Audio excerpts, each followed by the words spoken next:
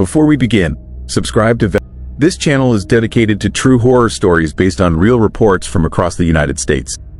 Tonight, you'll hear 10 true horror stories from Pennsylvania, and every one of them actually happened. Turn off the lights, put on your headphones, and stay with us until the end. Story 1. Call from nowhere. Have you ever heard your own voice calling you from a place you standing? Have you ever felt that moment when everything you know about reality just breaks?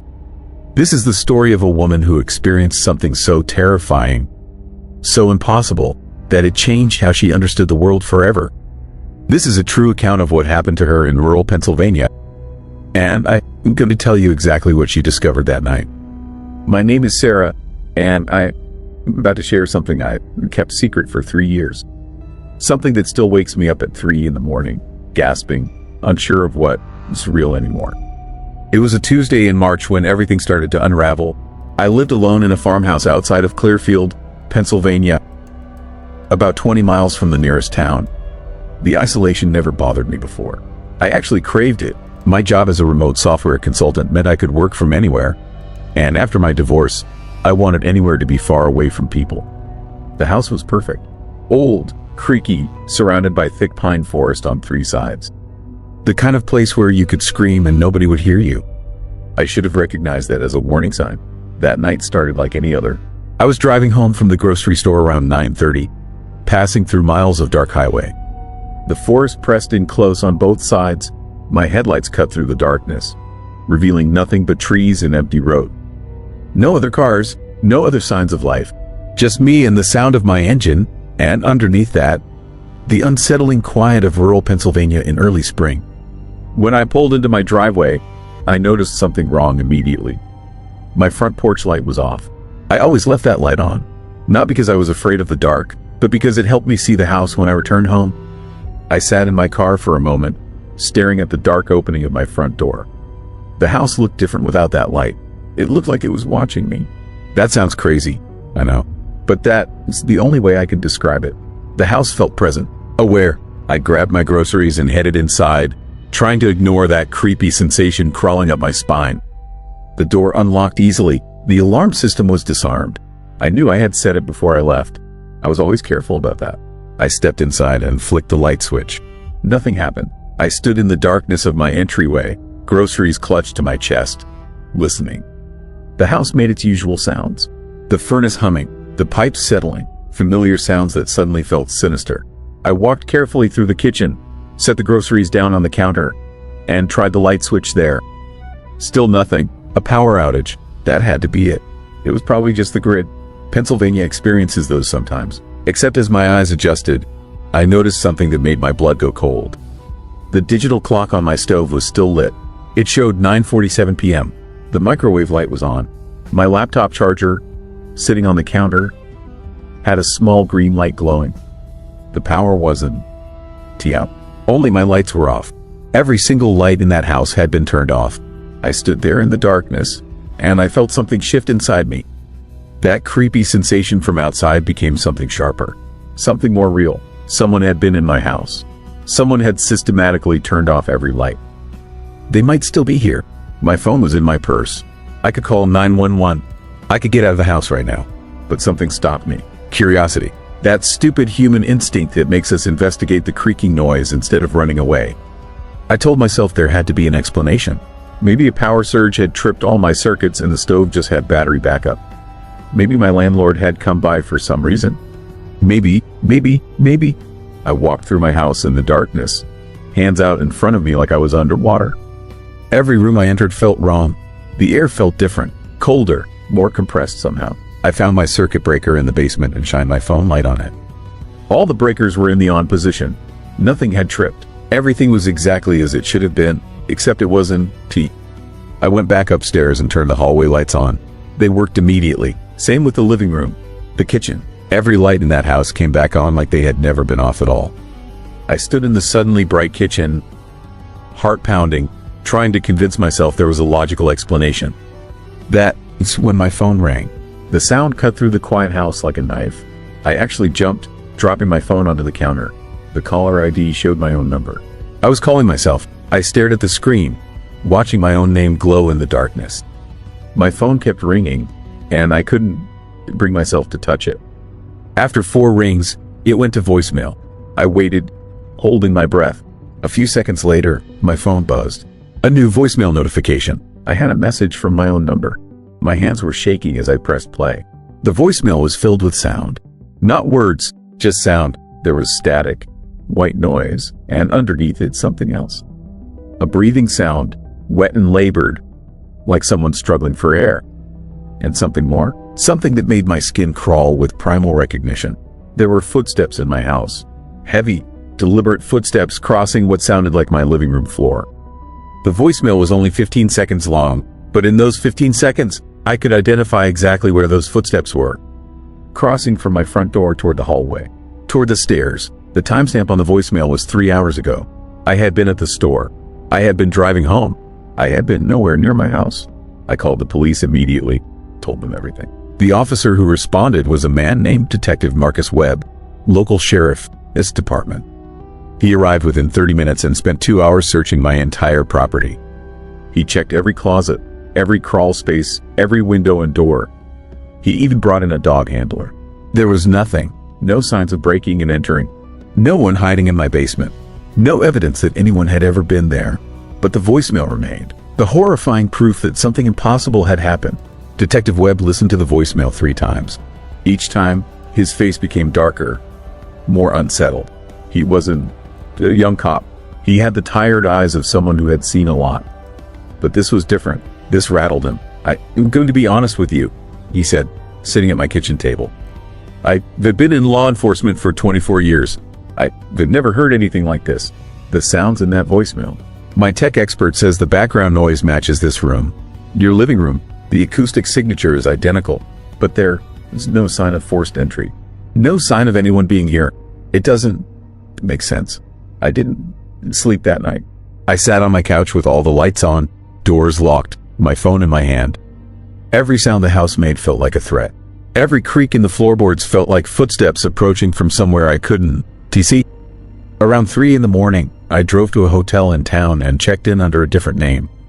The next day, I returned to my house, and Detective Webb was already there with a forensic team. They dusted for fingerprints. They took samples from the locks. They examined the voicemail file on my phone, trying to trace where it had come from. Nothing led anywhere. The call had originated from my own phone number, but my phone had been in my purse at the store. The call logs showed it was impossible. My phone had made an outgoing call to itself while I was 3 miles away. Over the next week, I experienced a descending nightmare that I can barely articulate even now. The calls continued, always from my own number, always late at night, always voicemails filled with sounds from inside my house, sometimes just breathing and footsteps. Sometimes I could hear my kitchen cabinets opening and closing. Sometimes I heard my television turning on, the sound of a channel surfing through stations I never watched.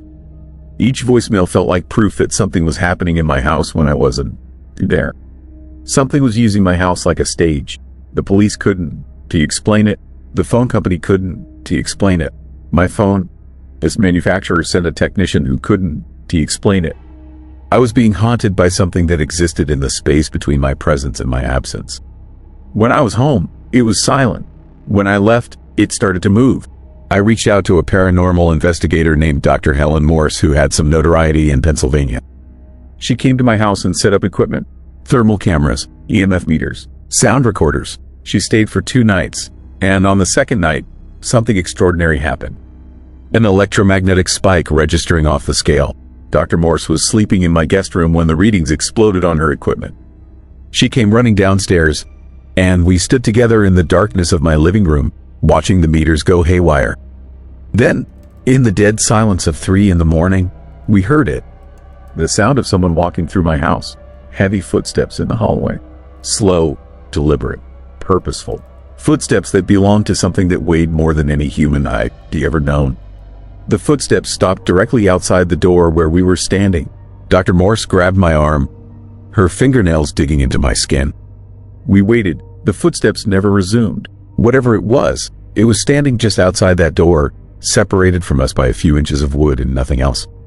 It knows we re-listening, Dr. Morse whispered. It stopped because it knows we re-hear. That was the moment I understood something terrifying. This wasn't the haunting in the traditional sense. This wasn't a ghost or a spirit. This was something intelligent, something that was aware of me, something that moved through my house and thought about me, and the thought made it as still and silent as possible. Like a predator that knows it is being observed. I left that house for good the next morning, sold it 3 months later at a significant loss to someone who didn't believe in any of this.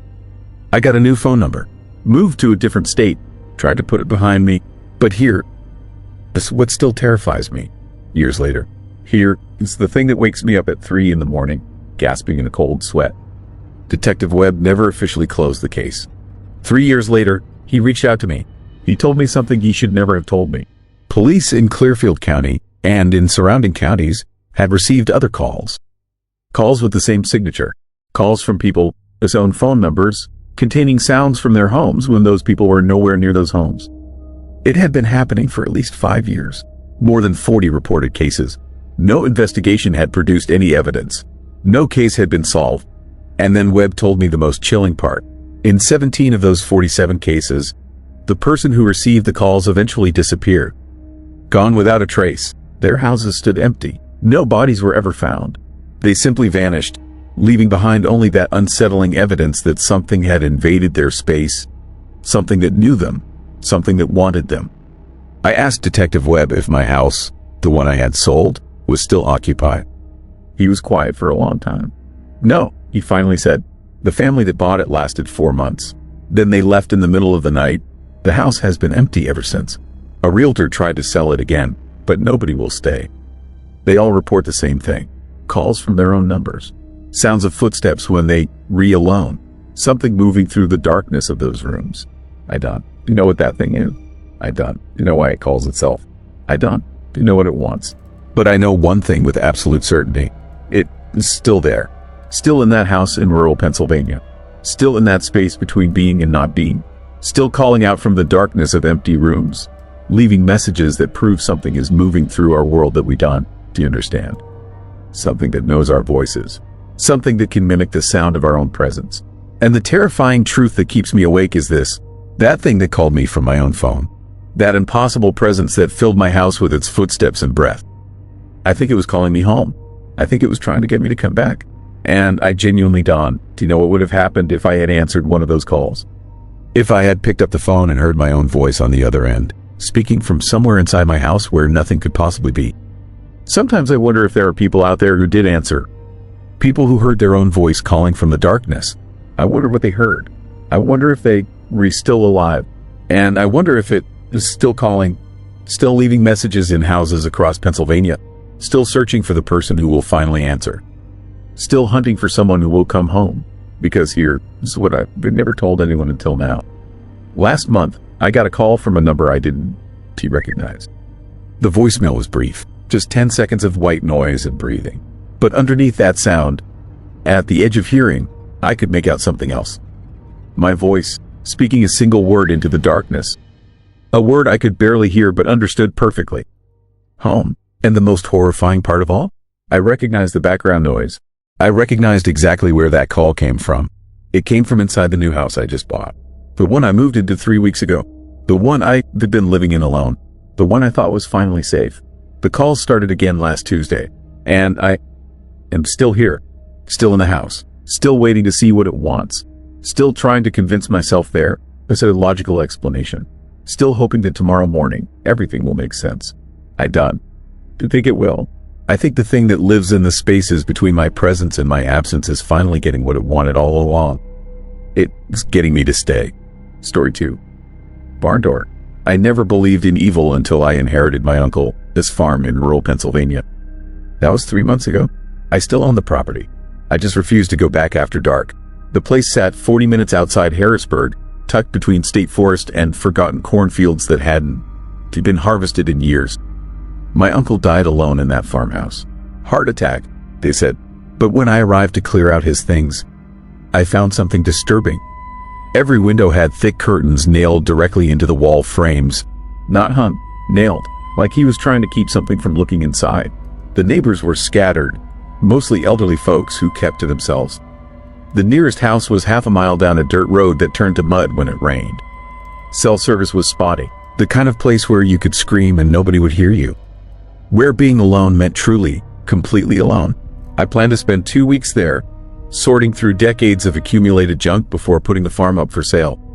The house was old but sturdy, built in the 1800s with thick stone walls and narrow doorways. It smelled like dust and something else, something organic and faintly rotten that I could never quite locate. The barn stood about 50 yards from the main house, a massive structure with weathered red paint peeling in long strips. My uncle had kept chickens and a few goats, but according to the lawyer handling the estate, the animals had been sold off months before his death. The barn should have been empty. On my first night, I noticed the motion sensor lights. They were installed all around the property, the industrial kind used for security. They seemed excessive for a rural farm until I realized how dark it got out there. Not city dark, not suburb dark, the kind of darkness that feels solid, that presses against your windows like something alive. I was unpacking in the kitchen when the first light triggered, the one facing the barn. Through the window, I watched it illuminate the weathered doors, the overgrown grass, the rusted farm equipment scattered in the yard. Nothing moved. After 30 seconds, the light clicked off. 5 minutes later, it happened again. Then again, and again. I told myself it was animals. Raccoons, maybe deer. The sensors were probably too sensitive, but something nagged at me. The light kept activating in the same spot, always aimed at the barn doors. Always the same duration, like something was standing there, waiting for the light to turn off before moving. That night, I couldn't sleep. The house creaked and settled. Normal sounds for an old building. But around 2 in the morning, I heard something that wasn't normal. Footsteps. Slow, deliberate footsteps circling the house. Not the scurrying of an animal, the measured pace of something walking upright. I lay in bed, every muscle locked tight, listening to those footsteps make a complete circuit around the farmhouse. They moved from the front porch to the east side, then around to the back, then the west side, and finally back to the front. The entire loop took maybe 3 minutes. Then silence. My hand shook as I reached for the baseball bat I placed beside the bed. I crept to the window and pulled back the heavy curtain my uncle had nailed there. The motion light was on, illuminating an empty yard. Nothing. Nobody. But the footsteps had been real. I knew what I heard. The next morning, I checked the security cameras my uncle had installed. 6 of them, covering every angle of the property. I pulled the footage from the night before, fast-forwarding to 2 a.m. The cameras showed nothing. Not a person, not an animal, not even wind moving the grass. But on the audio track, clear as day, I could hear those slow footsteps circling the house. I should have left then. I know that now, but I was stubborn, rational. There had to be an explanation. Maybe the audio was picking up sounds from inside the house, echoing through the walls. Maybe my uncle had been paranoid in his old age, and I was feeding off that energy. I decided to check the barn. In daylight, it seemed less ominous. Just an old farm building that needed repairs. The doors were secured with a heavy padlock, which struck me as odd. Why lock an empty barn? I found the key hanging in the kitchen and walked across the yard. The lock was stiff, like it hadn't been opened in months. When the door finally swung inward, the smell hit me immediately. Not rot, not exactly. Something musty and animal, mixed with old hay and something metallic. The interior was dim despite the sunlight outside, shadows clinging to the corners like they didn't want to leave. Most of the barn was empty. A few bales of moldy hay, some rusted tools hanging on the walls. But in the back corner, I found something that made my skin crawl. Scratches, deep gouges in the wooden walls, running from floor to ceiling. Not random marks. They were concentrated around the corner, like something had been desperately trying to claw its way out. Or in. I backed away, suddenly very aware of how isolated I was. The barn felt wrong. The air was colder than it should be, and that smell was stronger toward the back. I left quickly, locking the door behind me. That afternoon, I drove into the nearest town to buy groceries. I mentioned the farm to the cashier, an older woman with suspicious eyes. Her expression changed when I said my uncle's name. That place, she said quietly, glancing around like she didn't want to be overheard. Animals won to go near that barn after dark. Haven, for years. Your uncle stopped keeping livestock because they panic every sunset. Chickens would die from stress rather than roost in there. I asked her what she meant. She shook her head. Some places got bad history. That land? Something happened there a long time ago. Before the farm, before the house. Your uncle knew. Why do you think he lived alone all those years? She wouldn't say more, just handed me my change and looked away. The second night was worse. The motion lights started at dusk, clicking on and off in sequence like something was moving between them. I watched from the window as each light activated, tracking a path from the tree line to the barn. But the cameras showed nothing. At midnight, the footsteps returned, slower this time, more deliberate. They circled the house twice, stopping at each window as if checking to see if I was watching. I was paralyzed in bed, barely breathing, listening to those impossibly slow steps pause directly outside my window. Then I heard something that turned my blood to ice. A slow, scraping sound, like fingernails dragging across the glass. Not frantic, patient, testing. I grabbed my phone to call the police, but there was no signal. The Wi-Fi was out too. I was alone in that house with something outside, something that knew I was there and wasn't in any hurry. The scraping stopped. The footsteps resumed, completing their circuit and fading into silence. I didn't sleep. I sat in the kitchen with every light on, the baseball bat across my lap, watching the security monitors. Around 3 a.m., all 6 cameras went dark simultaneously. Not dead batteries. They just switched off like someone had cut the power. But the lights in the house stayed on. When the cameras came back online 5 minutes later, I reviewed the footage. 5 minutes of pure static. But the audio had recorded something. Breathing. Deep, wet breathing right next to the camera mounted on the barn. The next morning, I packed my essentials and decided to leave. I'd hire someone to clear the house, sell the property as is, whatever it took. I wasn't spending another night there, but my truck wouldn't start. The battery was completely dead, which made no sense because it had been fine the day before. I tried jumping it with the old tractor in the barn, but the tractor was dead too. Every vehicle on the property drained. I was trapped. I called a tow service from the landline, but they couldn't come until the next day. The nearest service was 2 hours away, and they were already backed up. I begged them to hurry, tried to explain, but how do you tell someone that something is stalking you without sounding insane? That day lasted forever. I kept the doors locked, windows covered. I pulled more footage from previous nights, going back weeks before my uncle died. What I found made me sick. Every night, the same pattern. Lights triggering, footsteps circling, cameras cutting out. But there was one night, about a week before my uncle's death, where something different happened. The barn doors were open. I could see them on camera, swinging slowly in wind that didn't move anything else. And in the darkness inside that barn, something moved. The footage was grainy, but I could make out a shape. Tall, impossibly tall, with limbs that bent at wrong angles. It stood in the barn doorway for almost an hour, completely still, just watching the house. My uncle had died of a heart attack, but I wondered, as I watched that thing in his barn, what exactly he had seen that stopped his heart. The sunset. The lights began their sequence. I heard the footsteps starting their slow circuit, but this time they didn't stop. They came directly to the front door. 3 slow knocks, deliberate, almost polite. I stood frozen in the kitchen, every instinct screaming at me to run, but there was nowhere to go. The knocking came again. 3 measured strikes that rattled the old wood. Then silence. I crept to the window and looked out through a gap in the curtain. The porch was empty, but the barn doors were open, swinging slowly despite the still air. And I realized with horrible certainty that whatever had been in the barn was now outside the house. The footsteps circled again, but faster now. Urgent. The motion lights blazed in sequence as something moved around the property with inhuman speed.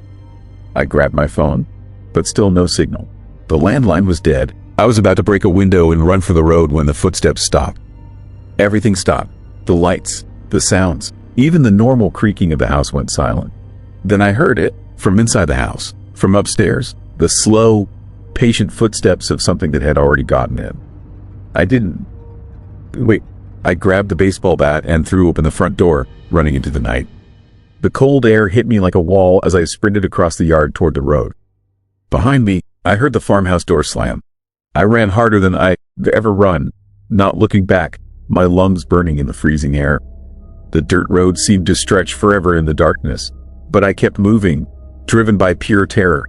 I made it to the neighbor's house half a mile away and pounded on their door until an old man answered, shotgun in hand. I must have looked insane, covered in sweat, babbling about footsteps and barns and things that shouldn't exist. He let me in, made some calls. The police came and checked the farmhouse. They found nothing unusual, no signs of forced entry, no evidence of anyone being there. The security footage from that night was corrupted, showing only static. But they found one thing that nobody could explain. Every door in the house was wide open. Every window, every cabinet and closet, all standing open like something had been searching for where I'd be hidden. I never went back. I sold the property to a development company for half its value. They were going to tear down the house and barn, build something new. I told them about the history, warned them about what happened. They smiled and nodded like I was just another superstitious seller trying to explain away a quick sale. Sometimes I wonder if they started work yet. If their construction crews have noticed anything strange. If their equipment keeps dying for no reason. If they heard the footsteps. But mostly I wonder about my uncle, living there for 40 years, alone with whatever walked his land at night.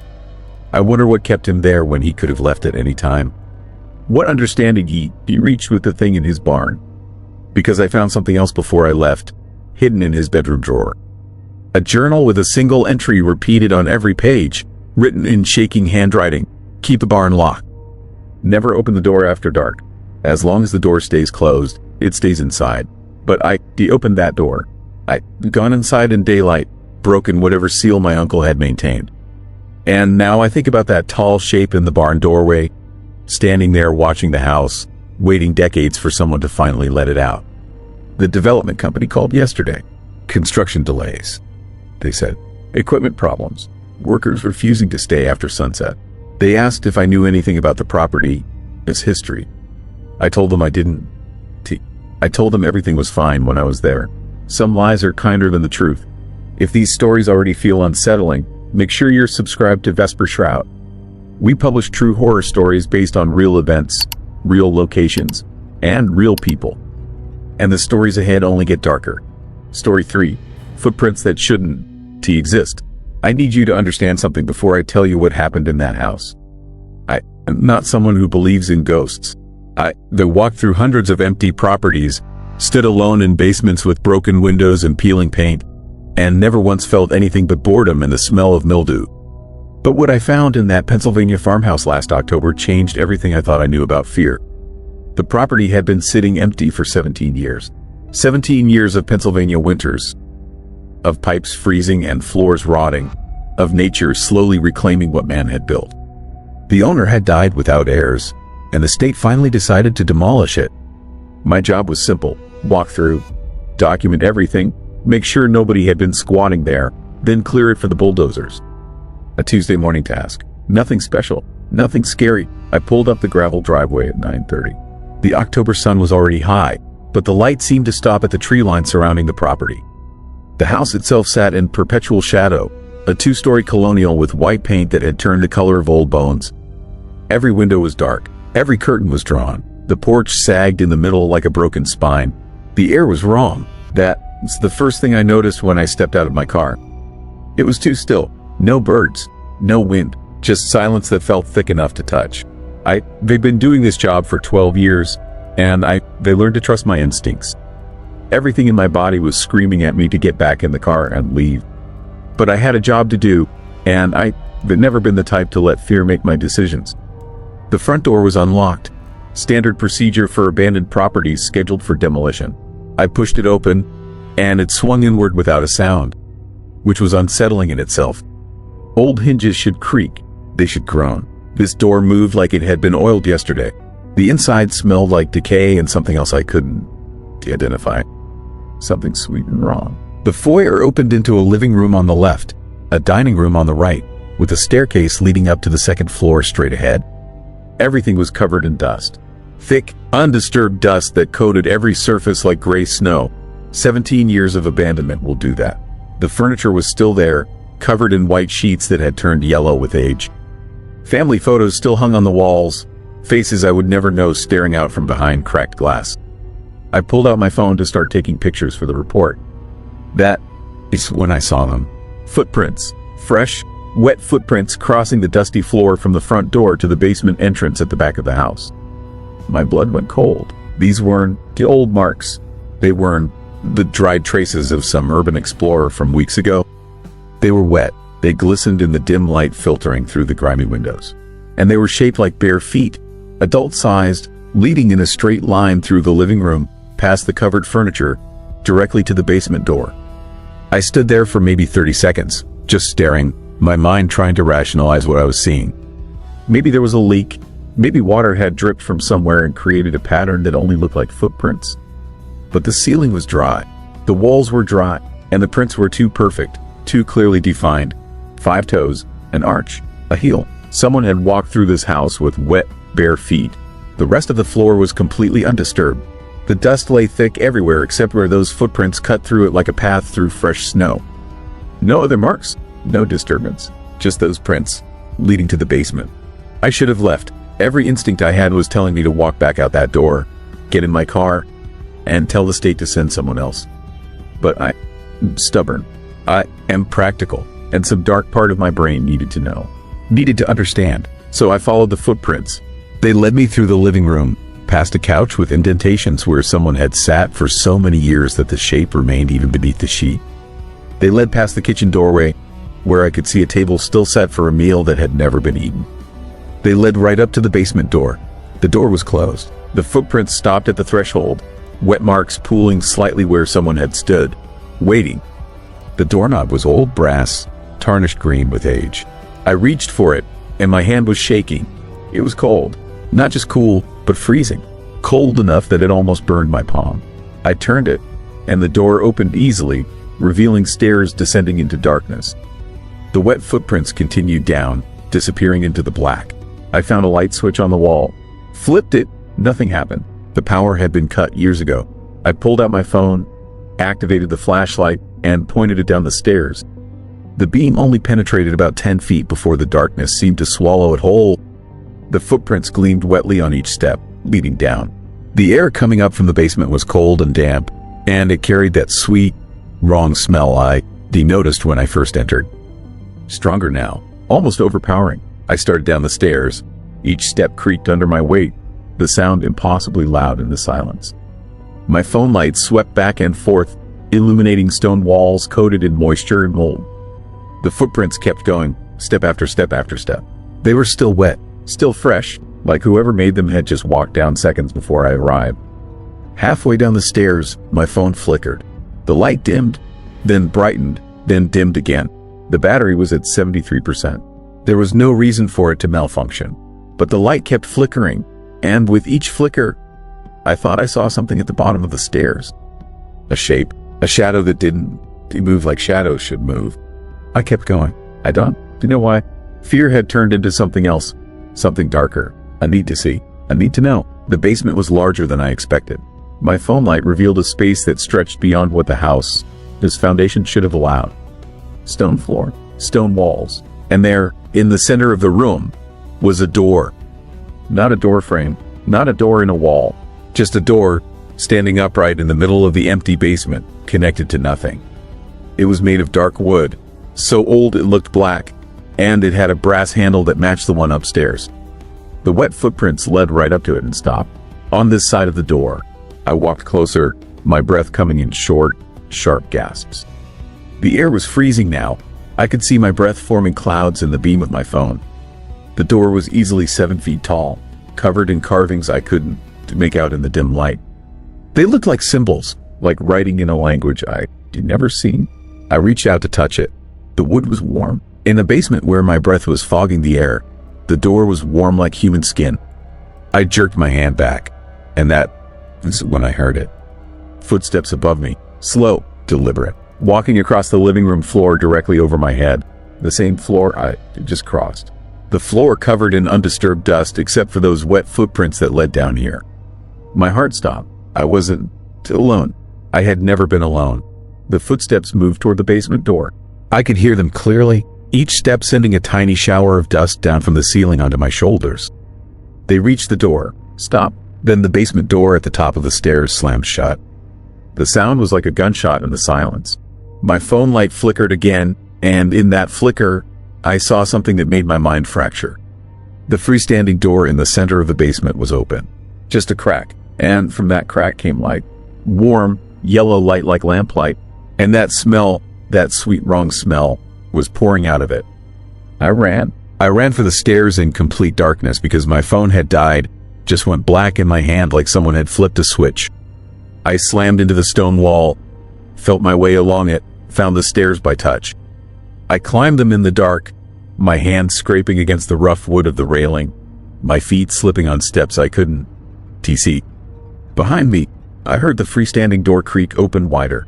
I heard something step through it, something that breathed in wet, rattling gasps. I reached the basement door and grabbed the handle. It wouldn't turn. I pulled. I pushed. I threw my whole weight against it. The door was locked from the other side, from inside the house, but I had left it open. I knew I had left it open. The breathing was getting closer, coming up the stairs behind me, slow and steady and so terrifyingly patient. I could feel hot air on the back of my neck. I could smell that sweetness, and underneath it, rot. The smell of something that should be dead but wasn't. I screamed. I threw myself against the door with everything I had, and suddenly it opened. I fell forward into the living room, into the dust and the gray light, and I scrambled to my feet and ran. I didn't look back. I didn't stop. I ran through that house and out the front door and across the gravel to my car, and I drove away so fast the tires screamed. I called the state office from a gas station 20 miles away, told them the property was unsafe, structural issues, they could tear it down without an interior inspection. I signed off on the paperwork remotely. I never went back. But here, it's the thing that keeps me awake at night. The thing that makes me question everything. 2 days after I fled that house, they bulldozed it, tore it down to the foundation. And when they did, they found the basement. It was empty, just a normal basement. Stone walls, stone floor, no door standing in the center. No carvings, no symbols, just an empty room. But they found something else. Something the demolition crew didn't report officially, but that leaked out through local gossip. In the corner of the basement, beneath years of dust, they found 17 sets of footprints. Bare feet, adult-sized, all leading to the center of the room where my freestanding door had been. All leading to nothing. And all of them were still wet. I quit real estate 3 weeks later. Started working from home, doing consulting. I don't to go into empty houses anymore. But sometimes, late at night, I wake up and smell something sweet and wrong. And I hear footsteps on the floor above me, even though I live in a one-story house. Even though I know I'm alone, I check the floor every morning now, looking for wet footprints, looking for proof that what followed me out of that basement is still here, still walking through my life. So far, I haven't found any, but the smell is getting stronger. Story 4. Road that remembers. I'm going to tell you about the scariest night of my life. The kind of night that changes you. The kind of night you never talk about because nobody believes you. But I need to tell someone, and maybe you'll understand what happened to me on that creepy Pennsylvania highway better than anyone else. I was driving home from Pittsburgh at 2 in the morning. Bad decision. Worst choice of route. Route 17 cuts through the darkest part of rural Pennsylvania you can find. Just miles and miles of black forest on both sides, telephone poles stretching into nothing, and the kind of darkness that makes you feel like you're the only person left on Earth. My headlights didn't even seem real out there. They just cut into the void and disappeared. The road was empty, completely empty. But something felt wrong. Something felt watching. I know how that sounds. I am a normal guy. I work in sales. I've driven this road maybe 50 times before. But that night, my hands were tight on the wheel. My heart was beating too fast. My skin felt cold even though the heat was up. Fear was creeping into my chest like frost spreading across a window. Then I saw him, standing on the side of the road, motionless, just standing there at a curve, maybe 100 yards ahead. My first thought was that someone had broken down. My second thought was that this was unsettling in a way I couldn't explain. The figure didn't move. He didn't wave. He didn't turn his head as my headlights swept across him. He just stood there, waiting. Even now, I can see him clearly in my mind. Tall, impossibly still. No jacket despite the freezing night. His face was dark, covered. I couldn't make out any features. Nothing. Just a shape that looked almost human but wasn't quite right. The proportions were off somehow. The way he stood was wrong. Nobody stands like that. My instinct screamed at me to slow down. My rational mind said maybe he needed help. But that terrifying feeling in my gut, that primitive fear that runs deeper than thought, told me something different. It told me that man was dangerous. That whatever he was not someone who needed help. I made a choice that probably saved my life. I didn't slow down. Instead, I accelerated. My foot hit the gas and my car jumped forward, eating up the distance between us. 70, 80 miles per hour, on a dark curve. Insane, dangerous, but I couldn't stop myself. I had to get past him. I had to get away from that horrifying, motionless figure. As I got closer, something even more unsettling happened. He turned his head, slowly, deliberately, to face me, even though I couldn't see his face. Even though everything was darkness where his features should be, I felt his attention lock onto my car. I felt him watching me. The fear in my chest turned to pure, crystalline terror. In that moment, I understood something ancient and horrible. This man-shaped nightmare standing alone on a Pennsylvania road at 2 a.m, was not human. Could not be human. The wrongness of it crashed over me like ice water. My hands shook. I wanted to scream. I swerved hard. My tires squealed against the asphalt. I nearly lost control. The nightmare shape receded in my side mirror, standing perfectly still facing the direction my car had gone. Still watching, even as I flew past and away into the darkness. My heart hammered in my chest. My breath came in panic gasps. I couldn't stop shaking.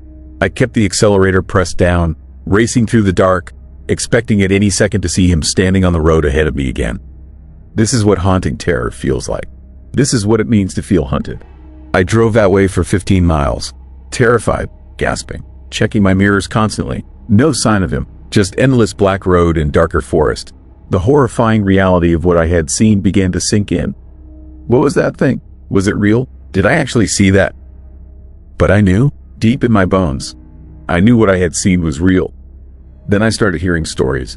I couldn't help it. The next day, I was too shaken to do my job properly. I went to a diner near the highway and mentioned to the waitress that I had a strange experience on Route 17. Her face went pale. She grabbed my arm and told me I needed to hear what others had experienced on that road. Over the next week, I gathered their testimonies. Drivers, truckers, people just passing through, all with nearly identical stories.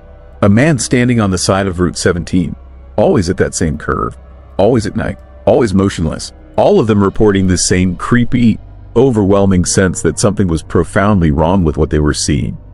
A state trooper told me that there had been unusual tire marks on that section of road. Multiple swerve patterns. Multiple drivers had lost control. Multiple incidents where skid marks showed vehicles veering suddenly into the other lane or off the road entirely. Some accidents, some injuries, but the scariest detail was this. When police investigated, they found no sign of anyone on that road. No body, no person, nothing. The scariest part came when an old man at the diner told me something that made the blood drain from my face. This had been happening for years, decades, even, since at least the 1970s. Long before I was born, the man standing on the road was a local legend, something that truckers whispered about, something that old-timers remembered from their youth. And he never changed, never aged. The descriptions from people in the 70s matched the descriptions from people in the 21st century. Same height, same impossibly perfect stillness, same overwhelming wrongness. One trucker told me he hit him, couldn't swerve in time, felt the impact, heard something terrible that he couldn't describe, pulled over, shaking, and climbed out to see what he hit. But there was nothing there, no body, no blood, no evidence of impact, just an empty, terrifying road.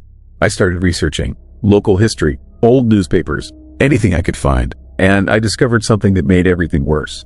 In 1963, a man named David Marsh disappeared from a small town near that curve. He was a psychiatric patient. Dangerous, they said. Violent. He escaped from a hospital. They found his body 3 weeks later, hanging from a bridge near Route 17. Suicide, they ruled, though there were questions about the rope, about the angle, about how someone could have tied such knots while hanging. The newspapers from that time described him. Tall, very thin, an unusual gait. People said there was something off about him. Something wrong with the way he moved. Something wrong with his presence. Could it be him? Was I seeing a ghost? A residual haunting? Something worse? But then I read something that changed everything. A woman named Sarah Reeves reported in 1998 that she had seen the man standing on the road. She crashed trying to avoid him. Her car flipped. She survived, but barely.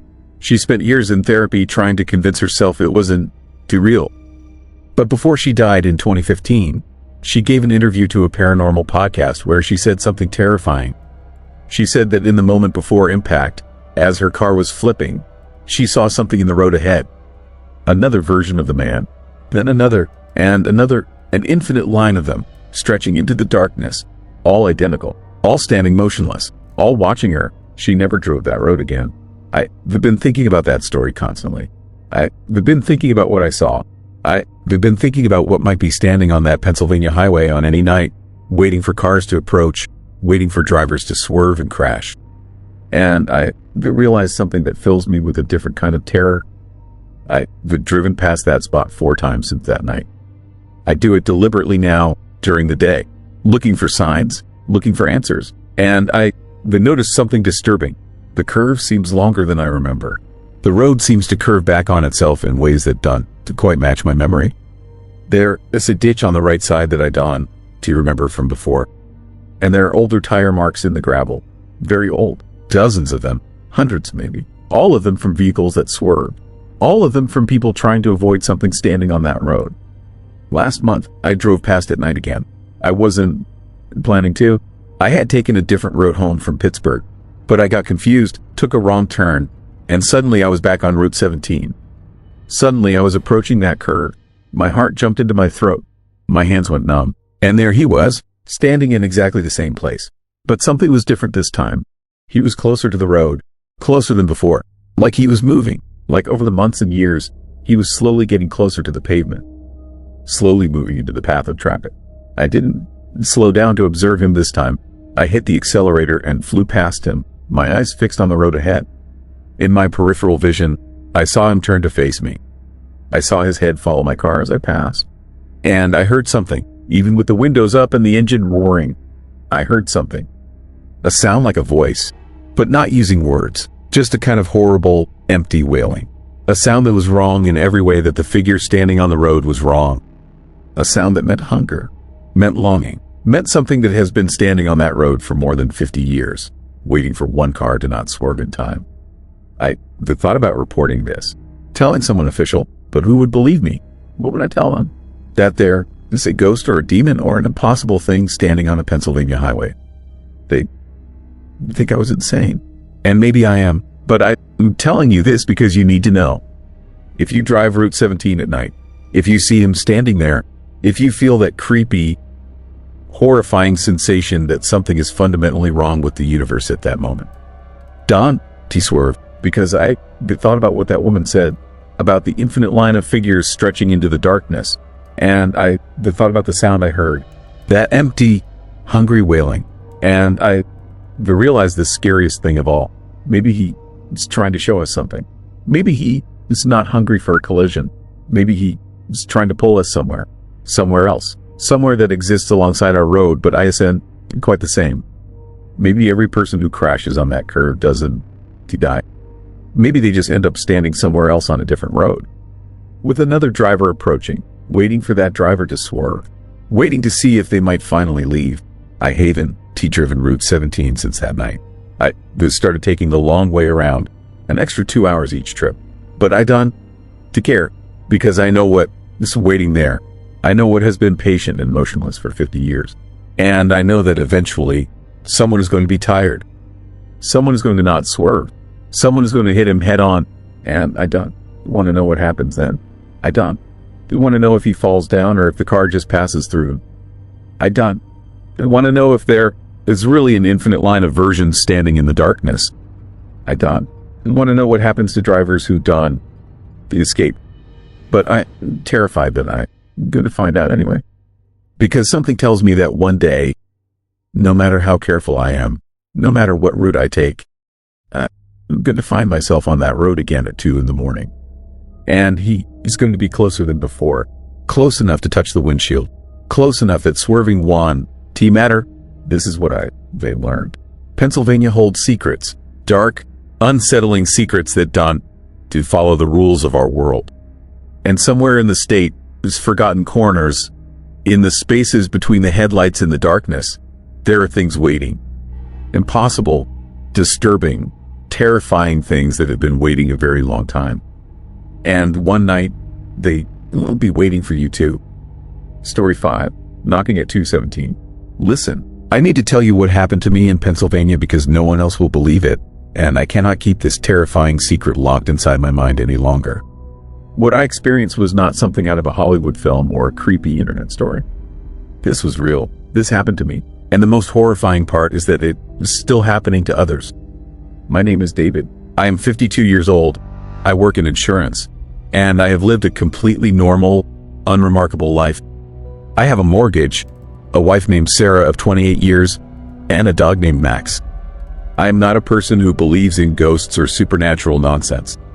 I am the kind of guy who watches documentaries about forensics and rolls his eyes at paranormal shows. But what I witnessed in that house outside of Millersport, Pennsylvania changed everything I thought I knew about reality itself. It started with a good deal. Sarah and I had been searching for a rental cabin for a long time. We wanted a place to escape the noise and chaos of our daily lives. We found this property online, hidden deep in the woods about 40 minutes from the nearest town. The photograph showed a beautiful old Victorian home, painted white, with black shutters and a wide wraparound porch. The listing was surprisingly cheap for such a large property, which should have been my first warning sign.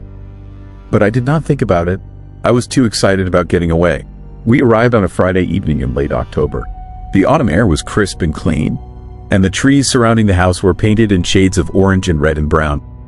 As I pulled the car down the long gravel driveway, the house seemed to grow larger, more imposing. It loomed against the darkening sky like something watching us approach. Sarah gripped my hand. She felt it too, that unsettling sensation that something was off about this place. But we were here now. We had paid the deposit. We decided to go inside and settle in for the night. The house was colder than I expected.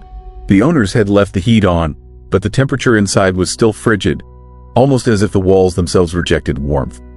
Our footsteps echoed across hardwood floors. Every room seemed to stretch on longer than it should have. The furniture was old but well maintained, covered with dust that suggested no one had lived here in quite some time. This was unsettling. According to the listing, the house had been rented out regularly. Yet everything about it felt abandoned, forgotten, frozen in time. We unpacked slowly, speaking in quiet voices without realizing we were doing it. Sarah kept commenting on small things, the way the curtains hung, how the radiators hissed and clanked. She was nervous. I could feel her anxiety creating a creepy atmosphere that made my skin prickle with discomfort. I suggested we watch television to ease the tension, to fill the silence. We found nothing but static and old reruns on most channels. We settled on an old movie and tried to relax. Around midnight, I suggested we try to sleep. Sarah agreed, though I could tell she was dreading the darkness upstairs. We climbed to the second floor and found the master bedroom. It was decorated in faded floral patterns and thick burgundy curtains that blocked out all light from the windows outside. Sarah fell asleep almost immediately, her body exhausted from the drive and the emotional weight of being in this strange place. I lay awake for a long time, listening to the house settle around us. The noises were strange. Old houses make sounds, I told myself. They creak and groan as the temperature drops at night. But these sounds felt deliberate somehow, almost like footsteps moving through the rooms below. I checked my phone. It was 1:53 in the morning. I told myself to stop being paranoid and close my eyes. At 2:17, the knocking began. It was not a violent, aggressive knocking. It was methodical and deliberate. Knock, knock, knock, pause, knock, knock, knock, like something trying to find the right rhythm, learning how to knock for the first time. Sarah jolted awake beside me. Her hand found mine in the darkness. "What is that?" she whispered. I did not answer because I did not know. The knocking continued, coming from downstairs, from the front door. My heart began to race. It was 2:17 in the morning. Who would be knocking on a door in the middle of the night at a rental property hidden in the woods? "Stay here," I told her, though my voice betrayed my fear. I grabbed my phone and its flashlight and made my way downstairs. The knocking stopped as soon as my feet touched the first floor. Silence. Dead silence. My breath came in short bursts. I moved toward the front door, my phone raised before me like a weapon. I could see the porch light on outside, casting a pale yellow glow across the front entrance. I checked the security camera footage. Sarah and I had reviewed the security system when we arrived, making sure we knew how to use it. I pulled up the app on my phone with shaking hands. The front porch camera showed something that made my blood turn to ice. There was a child standing just outside the edge of the porch light. I could not see the face clearly, The child existed in that shadowy space between light and darkness, where the illumination from the porch light faded into absolute blackness. I could make out a small form, what appeared to be pajamas, a pale hand.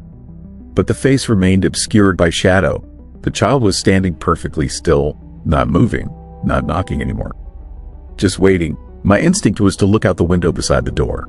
I did not. Instead, I called for the police and told them about the intruder while standing in the middle of my living room. But something made me keep watching the security camera footage. I watched the timestamp on the video. 2:17, 2:18, 2:19. The child simply stood there in the darkness, waiting. Then something happened that I still cannot explain. The footage became distorted, not pixelated like when a camera loses signal, but strange, like the video was being corrupted in real time. Colors inverted and inverted again. For just a moment, I could see the child's face clearly, illuminated by some internal light. And what I saw in that brief instant was not human. The footage cut out completely at 2:22. When the police arrived 30 minutes later, they found nothing. No child on the porch, no footprints in the dirt or gravel, no signs of anyone having been near the house. They checked the security system thoroughly. The camera had a simple malfunction, they said. The hard drive had corrupted files. It happened sometimes with older systems. They suggested we relax and get some sleep. But I did not relax. I spent the rest of the night watching through windows, staring into the darkness beyond the porch light. Sarah lay upstairs, too terrified to sleep. We both knew something was horrifyingly wrong, but we could not prove it. The police would not believe us. They would think we were crazy. The next morning, I called the property owners. I told them about what happened and asked about the history of the house. There was a long silence on the other end of the phone. Then the owner, his voice came back, quieter than before. "You experienced the knocking," he said. It was not a question. "Yes," I replied. At 2:17 exactly. I was not prepared for what he told me next. "This house," he said, "had a terrifying history. In 1987, a child had gone missing from this property. A young girl named Emma, only 8 years old. She had been visiting with her family for the weekend. On Friday night, after everyone had gone to bed, she simply vanished. The police searched for weeks. They dredged the nearby creek. They brought in dogs and helicopters and search teams. But Emma was never found. The case went cold within a year, but the family that had been renting the house at the time reported strange occurrences before Emma disappeared. They said there had been knocking on the door at 2:17 in the morning. When they checked, no one was there.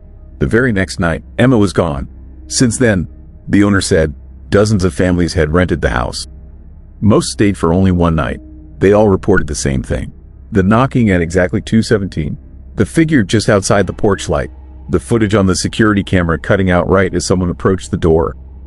I felt sick. Sarah and I were not unique. We were not special. We were simply the latest victims of whatever nightmare lived in that house. The owner told me that he had called the police many times. They had investigated, found nothing, and chalked it up to pranksters or malfunctioning equipment.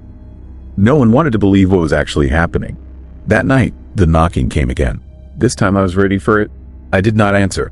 I did not even look out the window. I sat in the darkness of the living room and watched the security camera footage on my phone. The child was there again, standing just outside the light, but something was different. The child, his head was turned, looking directly at the camera, or at me. I could not tell which. The child, its mouth was opening and closing, as if trying to speak or perhaps trying to scream. But there was no sound. The child's movements became more animated. The small hands began to move. Not in a natural way. They moved at angles that made my stomach turn with nauseating horror. The child, its body twisted in ways that human bodies cannot twist. Then, like before, the footage corrupted and cut out. I realized something terrifying that night. The knocking was not random. It was not meaningless. The child, or whatever was pretending to be a child, was trying to communicate. It was trying to get someone to open that door. And I began to understand why the owner had been so reluctant to rent out the property at a low price. He was not looking for money. He was trying to get someone to come to this house. He was trying to get someone to let the thing in. I packed our bags before dawn. Sarah did not question me. She was already terrified beyond words. We drove away from that house as the sun was rising, and neither of us has spoken about returning to Pennsylvania since that night. But here's the part that keeps me awake. The part that makes this truly terrifying and not just some creepy story to tell at parties. 3 days after we left, my phone rang. It was a number I did not recognize. When I answered, I heard nothing but silence and the sound of knocking. Knock, knock, knock. The caller ID said the call was coming from inside the house we had just left. I have not answered my phone with an unknown number since. I have blocked every number I could identify. But the calls keep coming. Always at 2:17 in the morning. Always from that house in Pennsylvania. Always with the sound of knocking in the background. 2 weeks ago, Sarah finally worked up the courage to ask me something that has been haunting her. When I was watching the security camera that final night, when the child's body was twisted in that horrible way, when the footage was cutting in and out, she asked me what I saw when the image cleared for just an instant. I told her the truth. I told her that when I could finally see the child's face clearly, it was not the face of a child at all. It was ancient. It was wrong. The mouth was too wide. The eyes were too dark. The skin seemed to exist in multiple places at once, as if reality itself could not quite hold the shape of whatever was standing on that porch. But the most horrifying part, the part that has destroyed my sense of safety in the world, was that the child was smiling at me. It was smiling because it knew I had seen it, and now it was looking for me. I moved my family across the country. I changed our phone number. I started sleeping with lights on in every room. But nothing has stopped it. The knocking continues, not always at my door, not always at 2:17. But I know it is coming for me. It is only a matter of time. And the worst part, the thing that terrifies me most, is that I have started to recognize the knocking. I have started to almost anticipate it. And I fear that one night, when I hear that familiar sound, I will find myself walking down the stairs before I can stop myself. I will find myself reaching for the door handle, and I will not be able to resist the urge to let whatever is out there finally come inside. That is what happened to me in Pennsylvania. That is what I have learned. The thing that knocked at 2:17 in the morning was not trying to take someone away. It was trying to invite itself in.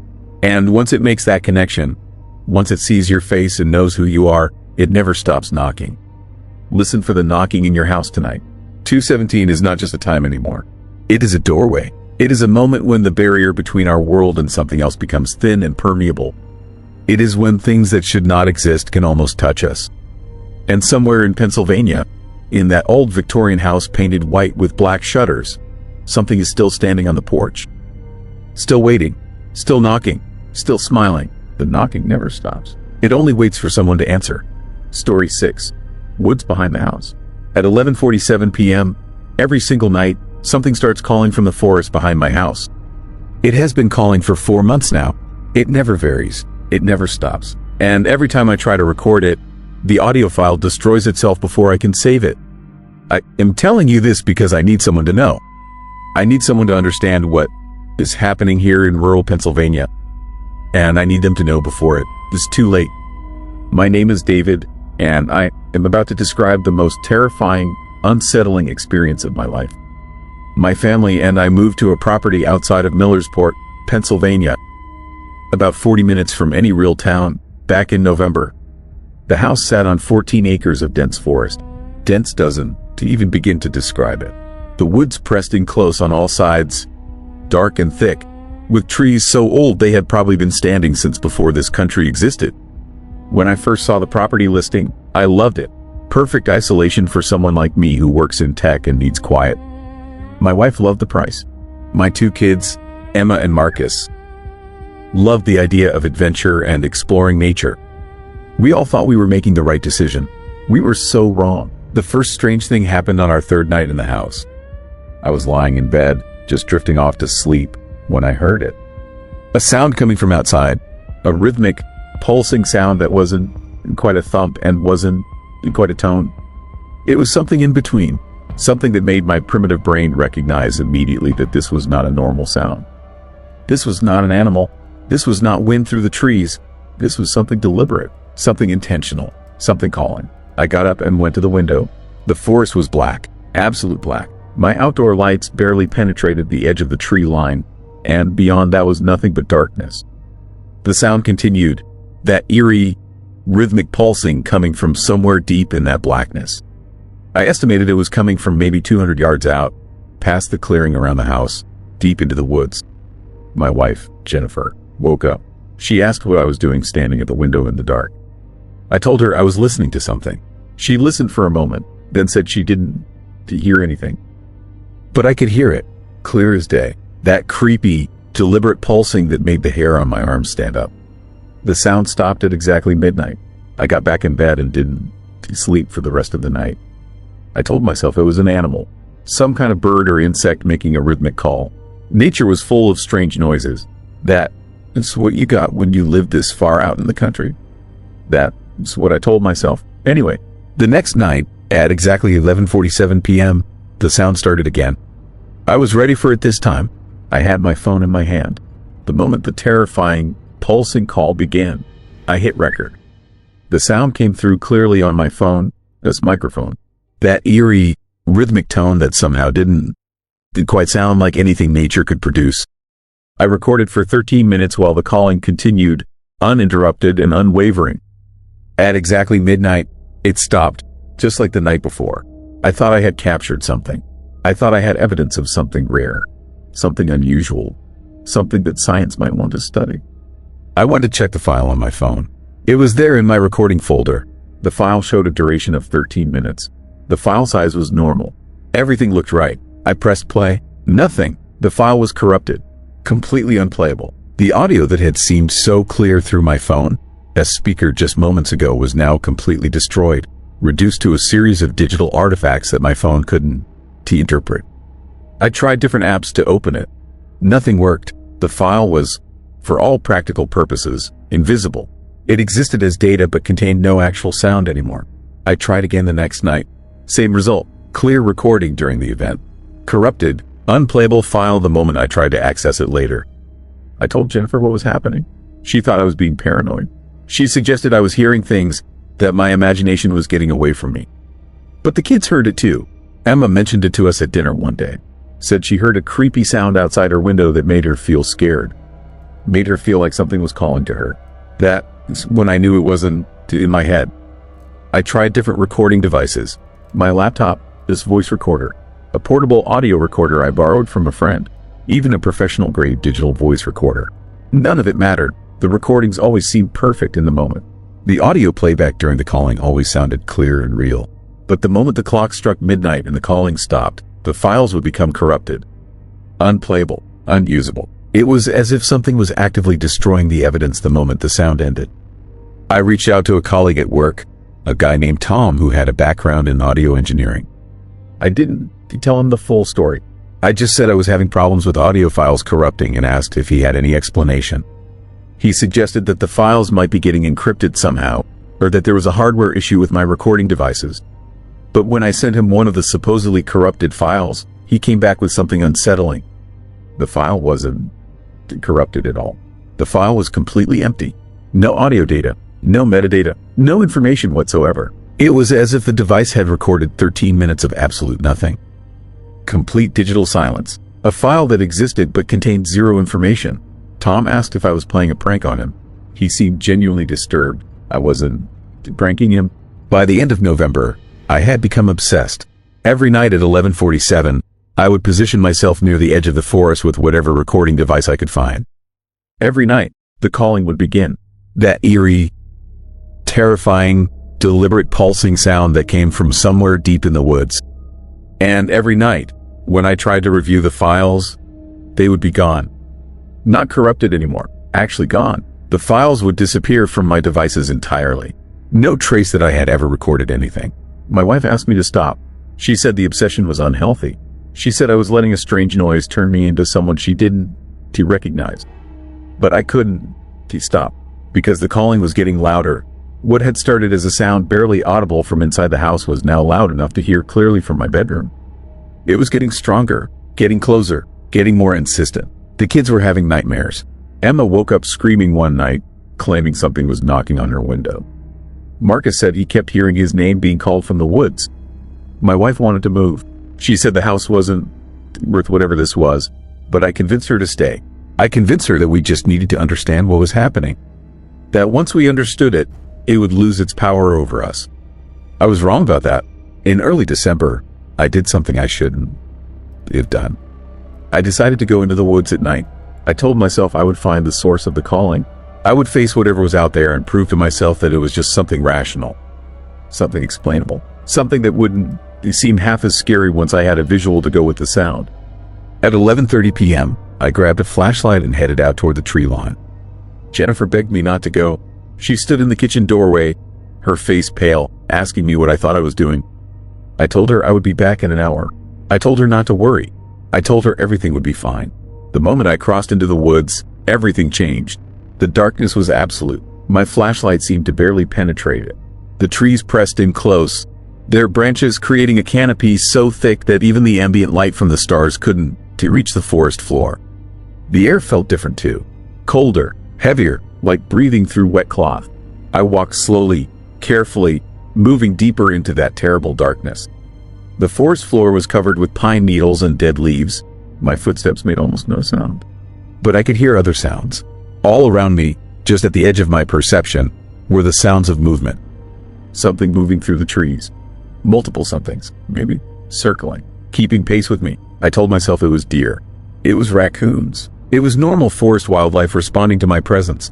My heart was pounding so hard I thought it might burst out of my chest. At 11:47, the calling began. But this time it was different. This time I was inside it. The sound came from all around me at once.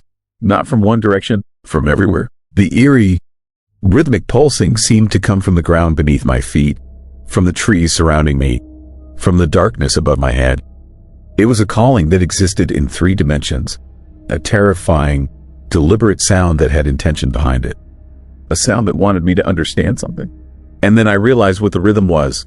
It wasn't too random. It was a pattern, a repeating pattern, a code, a message in sound. Something was trying to communicate with me. Something in the darkness of those woods was deliberately making that pattern. And it was aimed directly at me. I ran. I remember the run back to the house. I remember the darkness. I remember branches hitting my face, drawing blood.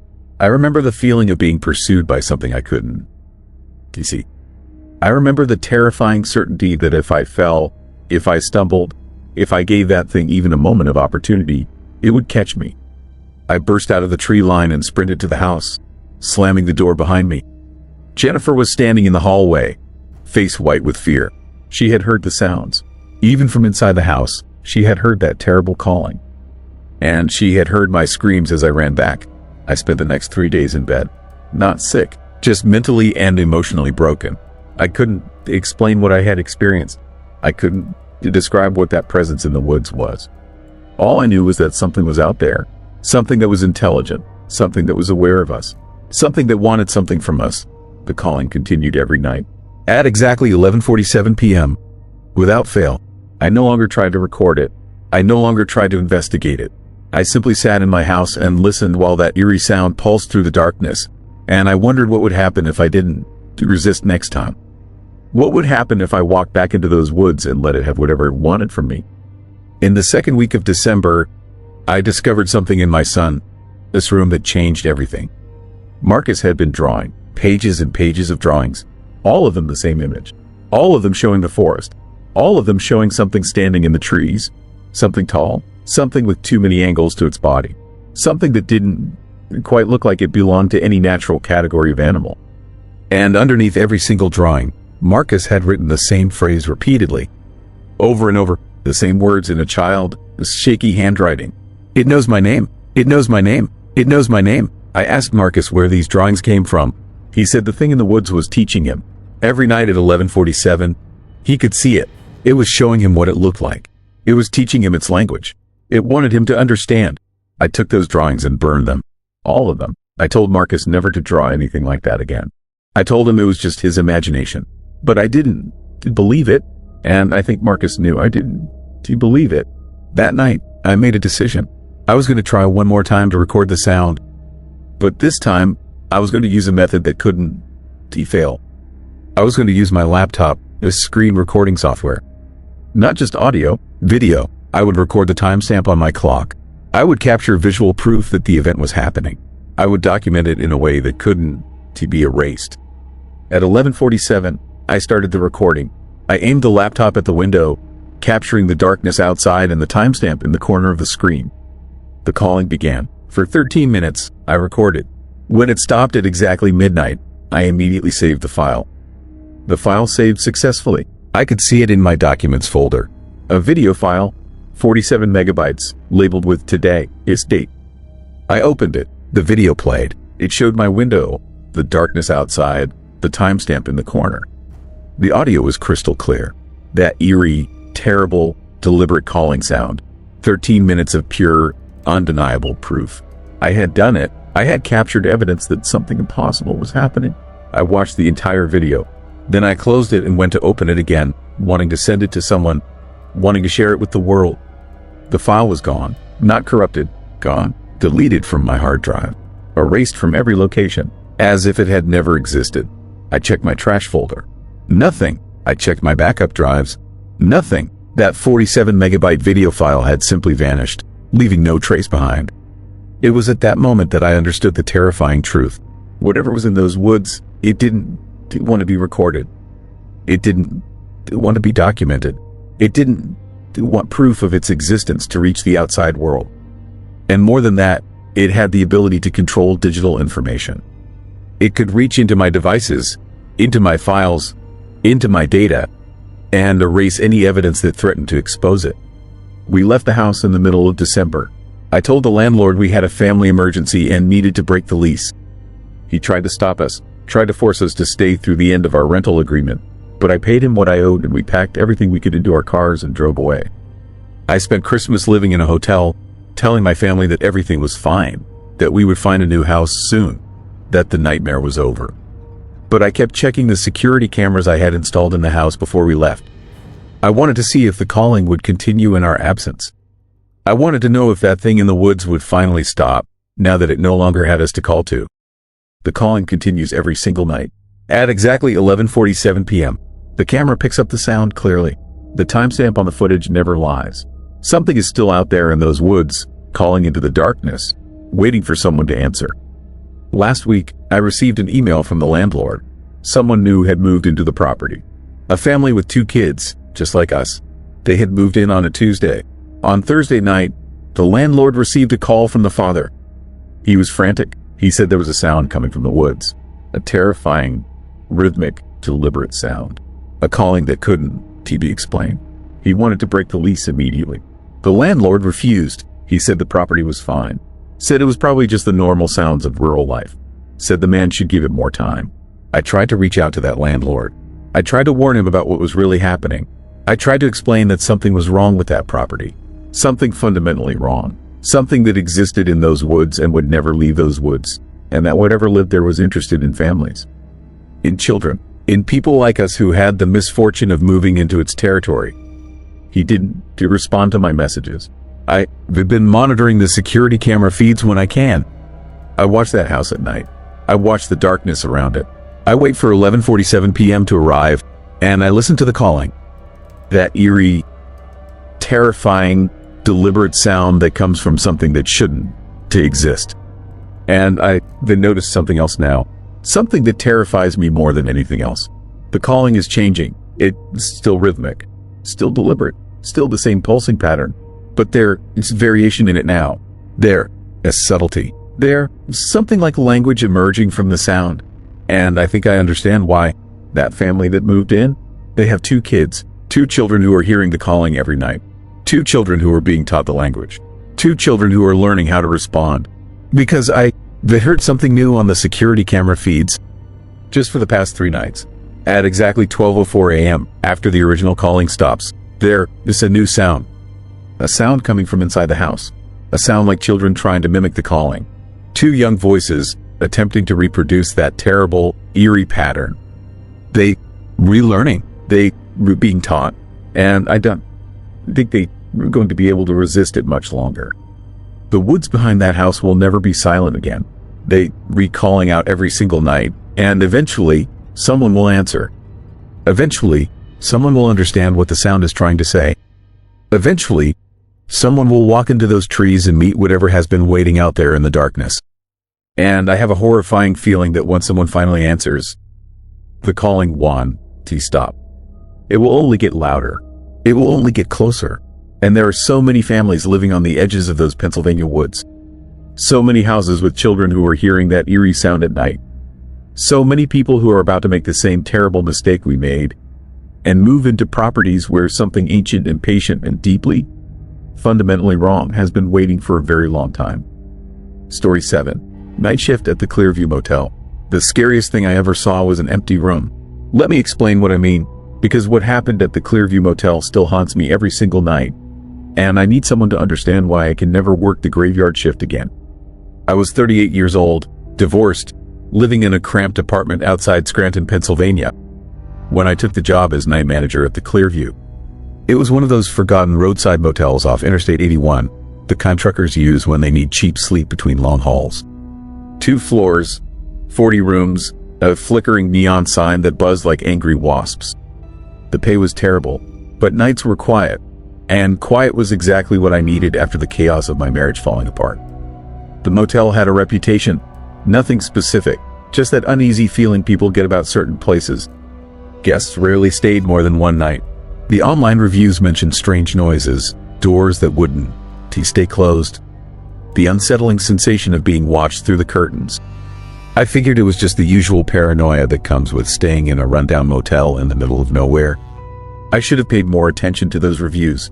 My shift started at 11 p.m. and ended at 7 in the morning. Most nights, I sat behind the front desk reading paperbacks and watching security monitors that showed empty hallways and a parking lot with maybe 5 or 6 cars.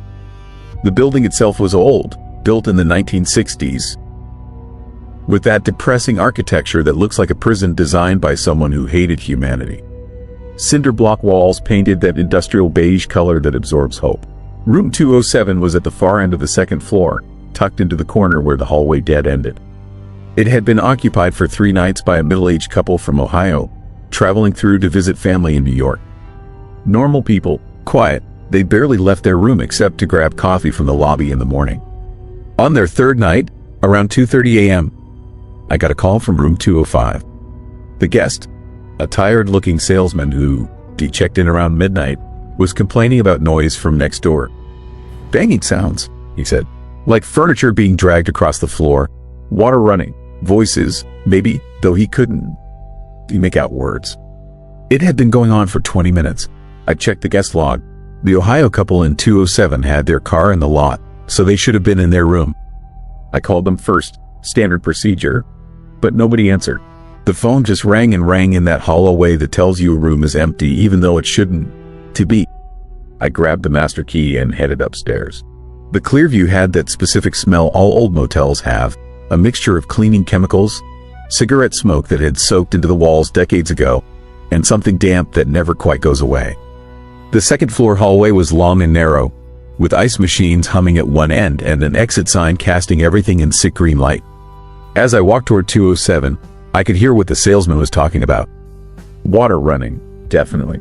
A shower, maybe. And something else, a rhythmic thumping that echoed through the thin walls. But no voices, just that disturbing percussion of something moving in a space that should have been still. I knocked on the door, 3 sharp raps, calling out that it was management, that we received a noise complaint. No answer. The shower kept running. The thumping continued, slow and deliberate, like someone methodically striking the wall. I knocked again, louder, announced myself. Nothing. That's when I noticed something chilling about the door. The security latch was engaged. I could see it through the gap, that little brass chain pulled tight. The door was locked from the inside, meaning someone had to be in there. But nobody was answering. The running water created this horrible ambiance, this knowledge that something was happening behind that door, something that didn't want to be interrupted. I stood there for a full minute, listening to that shower run and run, water hitting tile with that hollow echo that makes you think of drowning. I went back downstairs and checked the security cameras. The Clearview had 3 cameras covering the parking lot and 1 on each floor hallway. I rewound the footage from the second floor, looking for when the couple had left their room. They hadn't. The camera showed their door closed all night. Nobody had entered or exited room 207 since they returned from dinner at 6 p.m. But the door was locked from inside. Someone had to be in there. I called the police, explained the situation. Unresponsive guests, locked door, continuous noise. The dispatcher said an officer would come by, but it might be 30 minutes.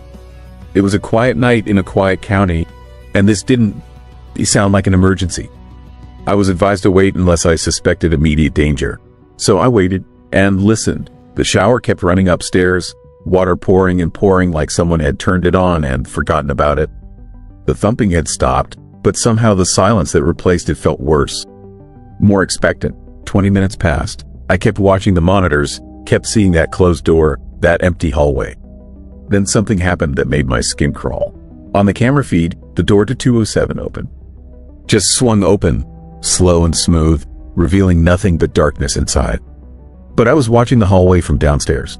Nobody had opened that door. It just opened on its own. I grabbed the phone to call the police again when room 205 rang the front desk. The salesman, angry now, asking why I hadn't done anything about the noise because it had started again, worse than before. Scraping sounds, he said, like something being dragged. I told him police were on the way, that he should stay in his room. Then I did something stupid, something I regret every single day. I went back upstairs. The door to 207 stood wide open. The hallway was freezing, cold air pouring out of that room like a refrigerator had been opened. I could see inside from the hallway. The lights were off, but the bathroom light was on, casting long shadows across cheap carpet. The shower was still running. I could hear it clearly now, water hitting tile with that relentless rhythm that sounds almost like breathing. I stepped into the doorway and flipped the light switch. The room flooded with harsh fluorescent light, revealing absolutely nothing unusual. 2 double beds, neatly made, suitcases still packed and sitting on the luggage rack, TV off, curtains drawn, everything perfectly normal except for one horrifying detail. The room was empty, completely empty. The Ohio couple was gone, but their car was still in the parking lot. Their suitcases were still here, and that shower was still running in the bathroom. I stood in that doorway, every instinct screaming at me to leave, but I couldn't. To move. The bathroom door was partially open, steam rolling out in thick clouds. I could see the edge of the shower curtain, light blue plastic dotted with water droplets. I called out, asking if anyone was in there. My voice sounded thin and scared in that small room. No answer, just water, endless water, running and running. I crossed the room toward the bathroom. Each step felt like walking through mud, my body fighting against what my mind was forcing it to do. The carpet was wet near the bathroom door, soaked through like water had been running onto it for hours. I pushed the door open. The bathroom was small, typical motel layout. Sink, toilet, combination tub, and shower. The shower curtain was pulled closed. Steam had fogged the mirror completely, turning it into a blank white surface. But someone had written in that fog, one word, written in shaking letters like whoever did it was terrified. Leave. The shower curtain moved. Not from wind, not from water pressure. It moved like someone had brushed against it from inside. I reached out, my hand trembling, and grabbed the plastic. In one motion, I yanked it open. The shower was empty. Water poured from the shower head, scalding hot, filling the small room with steam. But there was nobody there. Nobody at all, except the drain was clogged. Hair, thick and dark, wound around the drain cover in impossible amounts. And the water level was rising, filling the tub inch by inch because it couldn't drain fast enough. I turned off the shower. The sudden silence was deafening. In that quiet, I heard something that stopped my heart. From somewhere in the room, from everywhere and nowhere, came the sound of breathing. Wet, labored breathing like someone drowning. I backed out of the bathroom. The mirror had fogged up again despite the shower being off. And in that new fog, something was writing. I watched, paralyzed, as letters formed one by one. They never left. The breathing got louder. I could feel it now, cold breath on the back of my neck. I spun around. The room was still empty, but both beds, which had been made perfectly when I entered, now had deep impressions in them. Like 2 people were lying there, like invisible weight pressed down on the mattresses. I ran. I don't remember making the decision. 1 second I was standing there. The next I was sprinting down the hallway, taking stairs 2 at a time, bursting into the lobby just as the police officer was walking through the door. I tried to explain, tripping over my words. Empty room, locked from inside, running shower, people vanished. He looked at me like I was drunk or crazy, but he agreed to check it out. We went upstairs together. Room 207's door was closed again. I knew I'd left it open. The officer knocked, announced himself. No response. He used my master key to open the door. The room was normal. Beds made, bathroom dry. No steam, no water, no message in the mirror. The officer checked the bathroom, the closet, under the beds. Nothing unusual. He asked if I'd been drinking, but I saw something he didn't. In the bathroom, wound around the shower drain, was that hair. Thick, dark, impossibly long.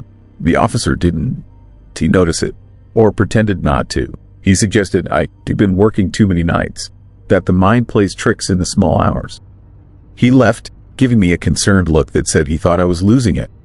I checked the parking lot. The Ohio couple's car was gone. Just gone, like it had never been there. I reviewed security footage from the parking lot camera. Their car was there at 2 a.m. At 2:45, the timestamp when I was upstairs in their room, the car simply vanished between frames. 1 second there, next second gone. I called the number they used to book the room. Disconnected. I searched for their names in our system. The reservation had been paid in cash. The name on the registration was fake. I realized. John and Jane Smith. How had I not noticed?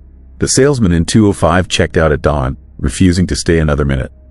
He said he heard screaming around 3 a.m.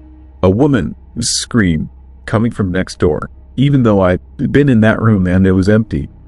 He said he'd never stay at the Clearview again. I quit the next day, told the owner I had a family emergency, that I couldn't work nights anymore. He seemed surprised.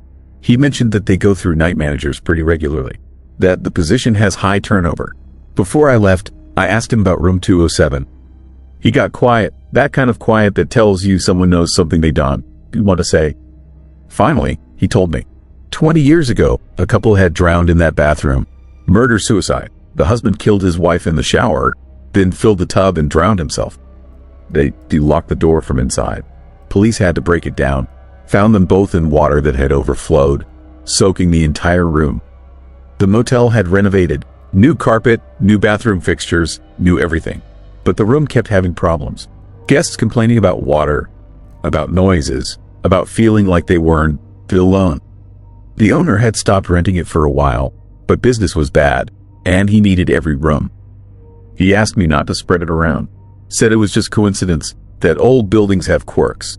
But his eyes told a different story. He knew. He'd always known. I'd drive past the Clearview sometimes, on my way to my new job in Harrisburg. The neon sign still flickers. Cars still park in that lot. And I wonder about the people staying in room 207.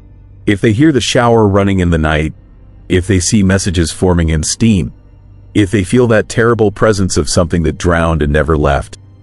Last week, I saw on the news that a couple went missing from a motel in Scranton. Their car was found in the parking lot, but they vanished without a trace. The motel manager said their room was locked from the inside when they went to check. The shower was still running. It was the Clearview. It was room 207. And now I can't stop thinking about what the mirror said. They never left, because maybe that couple from Ohio never made it out of that room. Maybe they're still there, trapped in whatever horrible loop plays out in that space. Maybe everyone who stays in 207 joins them. The motel is still open, still renting rooms, still putting people in 207. And I can't do anything but live with the knowledge that I was in that room, that I felt that presence, that I barely got out before whatever happened to those others happened to me. Sometimes at night, I wake up and hear water running. My apartment is silent, but I swear I hear it, that endless shower running and running somewhere far away. And I wonder if leaving that room was enough, or if some part of what haunts the Clearview followed me home. Story 8. Message I never sent. The last thing I remember clearly is the headlights catching something in the road. Something that shouldn't have been there. Something that stood perfectly still while I slammed on the brakes, tires screaming across wet asphalt on that empty Pennsylvania back road. But here is what terrifies me most. I do remember sending that final text message. The one the police showed my wife. The one that came from my phone at exactly 11:47 p.m. The one I apparently deleted myself. I need to tell you what really happened that night, because the official story is a lot. It was late October, and I was driving home from a sales conference in Scranton. The highway would have gotten me back by 10, but there'd been an accident. Traffic backed up for miles, red brake lights stretching into the darkness like a river of blood. I knew the back roads, grew up in Pennsylvania, knew every shortcut through the hills and forests that most people never see. So I took exit 47 and disappeared into the rural darkness, thinking I'd save myself an hour of sitting in traffic. Thinking I was making a smart choice. The road was narrow, winding through dense forest that pressed in from both sides. My headlights carved a tunnel through the black, illuminating nothing but trees and the broken yellow line dividing the asphalt. No other cars, no houses, no streetlights, just me and the forest and the creeping sense that I made a terrible mistake. My phone sat in the cup holder, GPS guiding me through turns I barely remembered from childhood. The automated voice was my only companion, cold and emotionless, telling me to continue for 3.7 miles. The radio had lost its signal 10 minutes back, leaving only static that I eventually turned off. The silence was worse than the static. That's when I saw the figure. At first, I thought it was a deer, just a shadow at the edge of my headlights, standing in the middle of my lane. But as I got closer, my brain processed what my eyes were seeing, and fear hit me like ice water in my veins. It was a person, a man, standing completely motionless in the center of the road, facing my approaching car. He wore dark clothes that seemed to absorb the light, and his face was too pale, almost luminous in the darkness. I slammed the brakes. My car shuddered to a stop maybe 20 feet from him. He didn't move, didn't flinch, didn't react at all to the screaming tires or the bright headlights now flooding over him. He just stood there, arms at his sides, staring directly at me through my windshield. My heart was hammering so hard I could feel it in my throat. Every instinct screamed at me to reverse, to turn around, to get away from this creepy, unsettling scene. But I am a rational person. I told myself he might need help. Maybe his car had broken down. Maybe he was lost. Maybe he was injured. I reached for my phone to call for help, and that's when things got truly horrifying. My phone was already open to my messages. The screen glowed in the dark car, and I watched, frozen in shock, as words appeared in a text to my wife. Words I wasn't typing. Words that formed letter by letter as if invisible fingers were touching the screen. Someone standing in road ahead. I dropped the phone like it had burned me. It clattered into the passenger footwell, screen still glowing, and I looked back up at the figure in the road. He moved closer.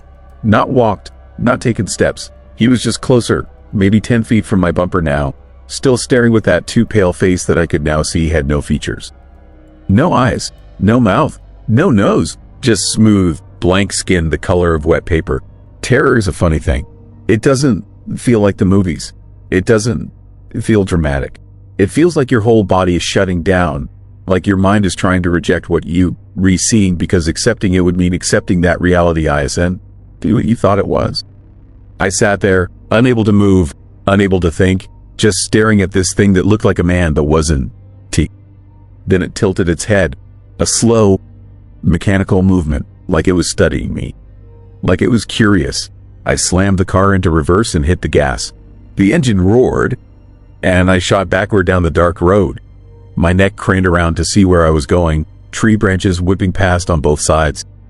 I didn't stop until I put maybe 100 yards between us. Then I spun the wheel and twisted the car around, pointing back the way I'd come. My headlights swept across the road where the figure had been. Empty. Nothing there, just wet asphalt and the forest pressing in from all sides. I sat there, engine idling, hands shaking on the wheel, breathing in short, panicked gasps. Had I imagined it? Was I having some kind of mental breakdown? Then I saw it again, in my rearview mirror, standing in the road behind me, the same impossible distance away it had been before, like it had simply appeared there. Still motionless, still watching. I drove fast, taking turns without thinking, just trying to get away, to find another car, another person. Proof that I wasn't alone out here with that thing. The GPS had stopped working. The screen showed only static, then went black.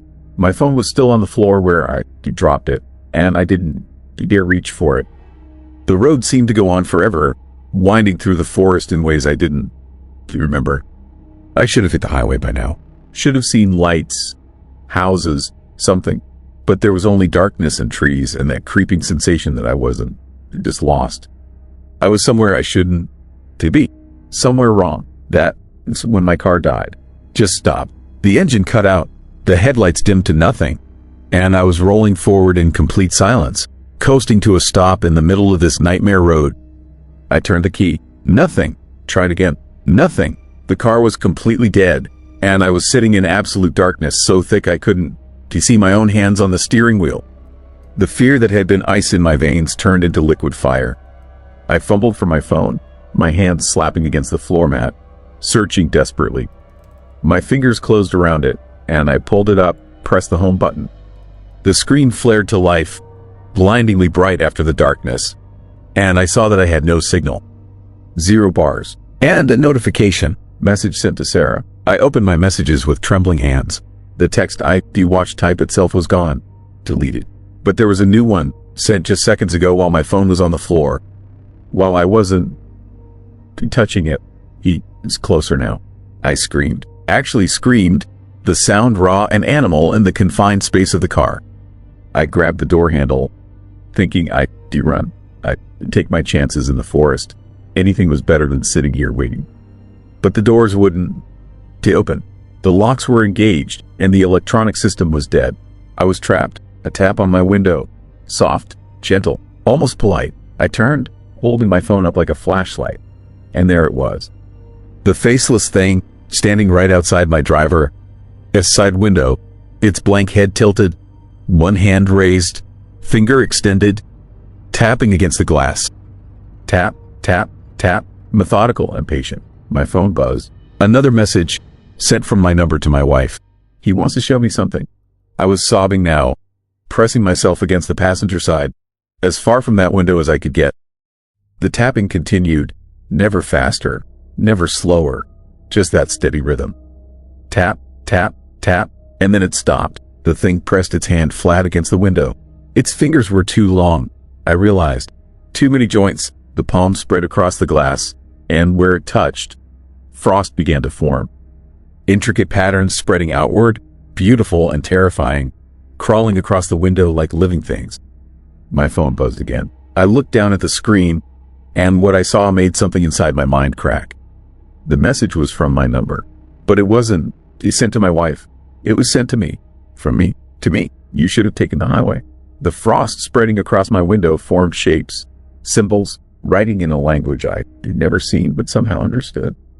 They burned themselves into my consciousness, and I knew what they said. I knew what they meant. They were instructions. They were coordinates. They were an invitation to a place that shouldn't to exist, a place that this thing called home. The car door opened by itself, just swung wide into the darkness, and cold air rushed in, carrying that smell of rot and earth and something ancient. The faceless thing was gone. The road was empty, but I could feel something behind me. In the backseat, breathing, waiting. I ran. I left everything. My car, my phone, my wallet. I ran into the forest, branches tearing at my face and clothes, roots trying to trip me. The darkness so complete I might as well have been blind. I ran until my lungs burned and my legs gave out, and I collapsed against a tree, gasping, listening. The forest was silent. No wind, no animals, no sounds of pursuit, just my own ragged breathing and the hammering of my heart. Then I heard my phone. My ringtone, clear as day, coming from somewhere in front of me, playing that cheerful melody I'd chosen because my wife liked it. I crawled toward the sound, my hand sinking into cold mud, and found it lying on the ground, screen glowing. One new message, from me, sent 1 minute ago. I'm still in the car. I don't remember what happened next. The police found me on Route 6 at dawn, walking barefoot and covered in mud, my eyes wide and unblinking. They said I kept repeating the same thing over and over. They said I wouldn't stop. My wife told me later, when I was in the hospital, sedated and strapped down because I tried to hurt myself. She told me what I kept saying. He is still sending messages. He is still using my phone. They found my car 3 days later, exactly where I left it on that back road. Engine cold, doors locked, phone sitting in the cup holder, battery dead. They recovered the data from it, showed me the messages I sent. The text about someone in the road, the others, all sent at times the phone company confirmed. But here is the thing they couldn't explain. The thing that keeps me in this hospital room, the thing that makes the doctors look at me with confusion and fear. Every message I supposedly sent that night was deleted, remotely, from my phone, while it sat in police evidence, while it was powered off. And 3 nights ago, my wife, his phone got a text. From my number, from the phone sitting in a sealed evidence bag in a locked room. The message was simple. I found what he showed me. I am still there, and I am still sending messages. They won. Let me see my wife anymore. They won. tell me why. But I heard the nurses talking. They think I don't understand that the medication keeps me too foggy to process what they re-saying. But I heard them. I heard them say that my wife showed them something. More messages. Messages that come every night at 11:47. Messages describing things, terrible things, things that are happening to the version of me that is still sitting in that car on that dark road. Messages describing what it is like to be slowly pulled into that place the symbols promised. That place behind reality. That place where the faceless things wait. The doctors say I am having delusions, trauma-induced psychosis. But I know the truth. Part of me never left that road. Part of me is still there, still sitting in the darkness, still waiting for whatever comes next. And it's trying to tell me something. It's trying to warn me. Because tonight, at 11:47, I'm going to get a message from myself. And this time, I think I'm going to answer. Story 9. House that knew my name. I heard my name whispered through the walls at 3 in the morning. And that is when I knew something in that Pennsylvania house was terribly, horrifyingly wrong. Let me back up. Let me explain how I ended up in that creepy, unsettling situation. Because this is the scariest story they ever lived through, and I need you to understand exactly what happened to me. I need you to know what that house was capable of doing. I bought the house in late September. A foreclosure in central Pennsylvania, about 40 minutes from Harrisburg. Beautiful old Victorian, built in 1887. 4 bedrooms, original hardwood floors. A wraparound porch with a view of thick Pennsylvania forest stretching for miles. The price was impossibly low. The real estate agent seemed nervous showing it to me, but she attributed it to the market conditions. I believed her. I wanted to believe her. The inspection turned up nothing serious. Some old electrical work that needed updating. A roof that would need replacement in 5 years. The inspector said the bones were solid. Said it was a good investment. I signed the papers 2 weeks later. The first night in that house, I felt it. That eerie sensation you get when something is watching you. That creepy awareness that you're not alone. I chalked it up to nerves. New place, unfamiliar sounds. The house settling. I told myself I was being paranoid. I was a rational man, 42 years old, an engineer. I didn't believe in ghosts or haunted houses or supernatural nonsense. But that house knew better. The whispers started during the second week. Soft sounds in the darkness. At first, I thought it was wind through the old walls. Then I thought maybe it was pipes. Old houses make noise. Old houses creak and groan and settle. But these sounds were different. They had rhythm. They had intention. They sounded almost like voices. Barely audible. Just beyond the edge of understanding. I tried to ignore them. I focused on renovations. I hired contractors to update the wiring. I brought in people to assess the plumbing. While they worked, I didn't hear the whispers. The sounds disappeared during daylight. But the moment night fell and everyone left, they came back. Soft, persistent, unsettling. Then came the night I actually heard my name. I was lying in bed around 2:45 in the morning. I hadn't been sleeping well since I moved in. Something about that house made sleep difficult. Made me feel unsafe in a way I couldn't explain. I was drifting in and out of consciousness when I heard it. Crystal clear, unmistakable. Michael. My name, whispered from somewhere in the darkness of my bedroom. Not loudly, not aggressively, just a soft, clear voice calling my name as if someone was standing in the corner, calling to me, trying to get my attention. I sat up. My heart jumped. I flipped on the bedside lamp. The room was empty, just my furniture, the walls, the door locked from the inside. Nothing, nobody, just me and the terrifying certainty that I had heard my name spoken by a voice that shouldn't have existed. I got out of bed. I checked every room in the house. Checked the locks, looked in closets, behind doors, under the beds. Nothing. The house was empty except for me. And yet I had heard my name. Clear, distinct, undeniably real. I didn't sleep that night. I sat in the living room with every light on, telling myself I was being irrational. Maybe I'd been dreaming. Maybe my subconscious had created the sound. Maybe stress and lack of sleep were playing tricks on me. These are the stories we tell ourselves when we encounter something that shouldn't exist. But I knew what I'd heard. Over the next few nights, it happened again. Always around 3 in the morning. Always my name. Always from a different part of the house. From the hallway. From the kitchen. From inside the walls themselves. And each time, I'd get up and search. Each time, I'd find nothing. I started recording, set up my phone with an audio app, placed it on my nightstand, and recorded everything that happened during the night. I told myself that if I could capture the sound, if I could have proof, then I could figure out what was happening. Maybe there was a logical explanation. Maybe it was an animal in the walls. Maybe it was some strange acoustic phenomenon created by the old house, this design. The next morning, I listened to the recording. For the first 2 hours, nothing. Just the normal sounds of a house settling, the hum of the heating system, my breathing as I tried to sleep. Then, at 2:47 in the morning, it appeared on the recording. My name, spoken in a voice that was definitely not mine. Definitely not an animal. Definitely not an explainable sound. The voice sounded sad, lonely, like someone calling out into an empty darkness, hoping desperately for an answer that would never come. I listened to that recording 17 times that day. Each time, I was more certain of what I was hearing. And each time, the creepy, unsettling fear in my chest grew stronger. This was not something I was imagining. This was not in my head. Something in that house knew my name, and something in that house was trying to reach me. That's when I decided to research the house. I went to the county records office. I looked up the property history. The house had been built in 1887 by a family named Hendricks. They lived there for 12 years before selling. Then it passed through 17 different families over the next 90 years. Some stayed for decades. Others left within weeks. The pattern became clear when I really started digging. Every family that had lived there longer than 5 years had moved suddenly, abruptly, without explanation in the public records. And the families that had stayed only a few weeks seemed to have been terrified into leaving. I found old newspaper clippings. A 1952 article about a family named Preston who abandoned their house after only 3 weeks, leaving furniture and belongings behind. The article quoted the father as saying he couldn't explain what was happening, but his safety was at risk. Then I found something that made my blood run cold.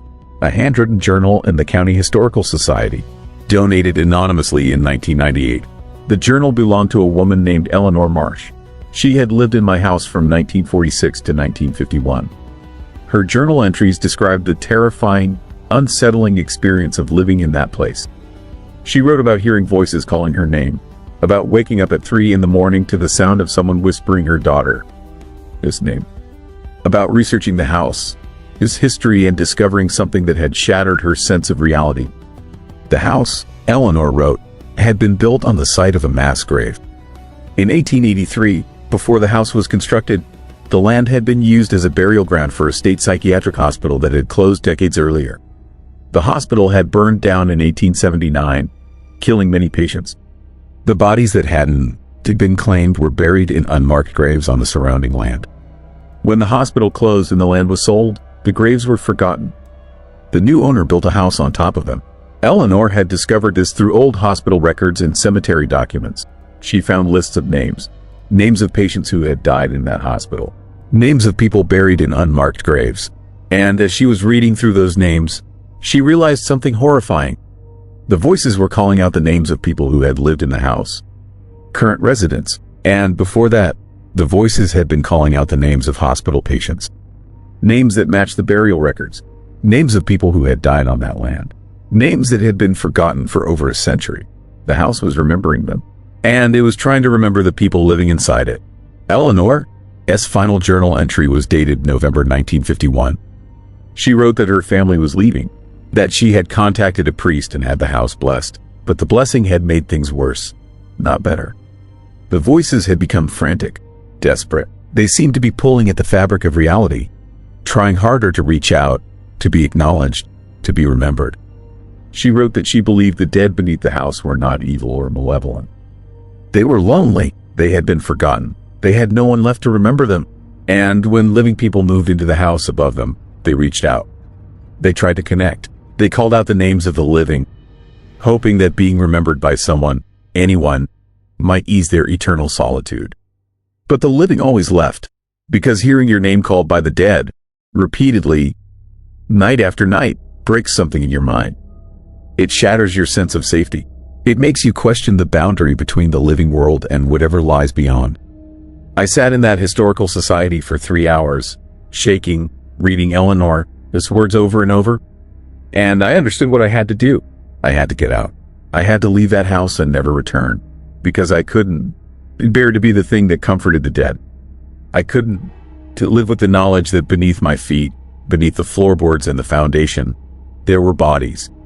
Forgotten bodies. Lonely bodies that had been waiting in darkness for over 100 years. I went home that evening and packed. Threw clothes into a suitcase. Grabbed my important documents. I didn't care about the furniture or the renovations or the money I invested. I just wanted to leave. I wanted to get away from that eerie, unsettling place. But as I was carrying my suitcase toward the door, something stopped me. The whispers, they were coming from everywhere now. Not just my name, not just calling out to me, but a chorus of voices. Dozens of them, hundreds maybe, all whispering at once. An overlapping cacophony of desperate, lonely sounds. All the voices of the dead beneath the house. Finally realizing that someone was actually listening. That someone had acknowledged them. That someone knew they existed. I stood in the middle of that house, frozen, listening to the horrifying symphony of the forgotten. And I made a decision that changed everything. I didn't leave. Instead, I sat down at the kitchen table and I wrote names. Every name from Eleanor as hospital records. Every name from the burial documentation. I wrote them all down. I wrote them slowly and carefully, and I spoke them aloud as I wrote them. I said their names. I acknowledged them. I remembered them. It took me 6 hours. My hand cramped. My voice grew hoarse. But I read every single name aloud in that house. And as I did, something happened. The whispers stopped. The eerie sensation of being watched faded. The creepy, unsettling weight that had hung over the house lifted. And in the silence that followed, I felt something different. I felt gratitude. I felt peace. Not mine, theirs. I finished writing the names at 4 a.m. I fell asleep at the table. When I woke up, sunlight was streaming through the windows. The house was quiet.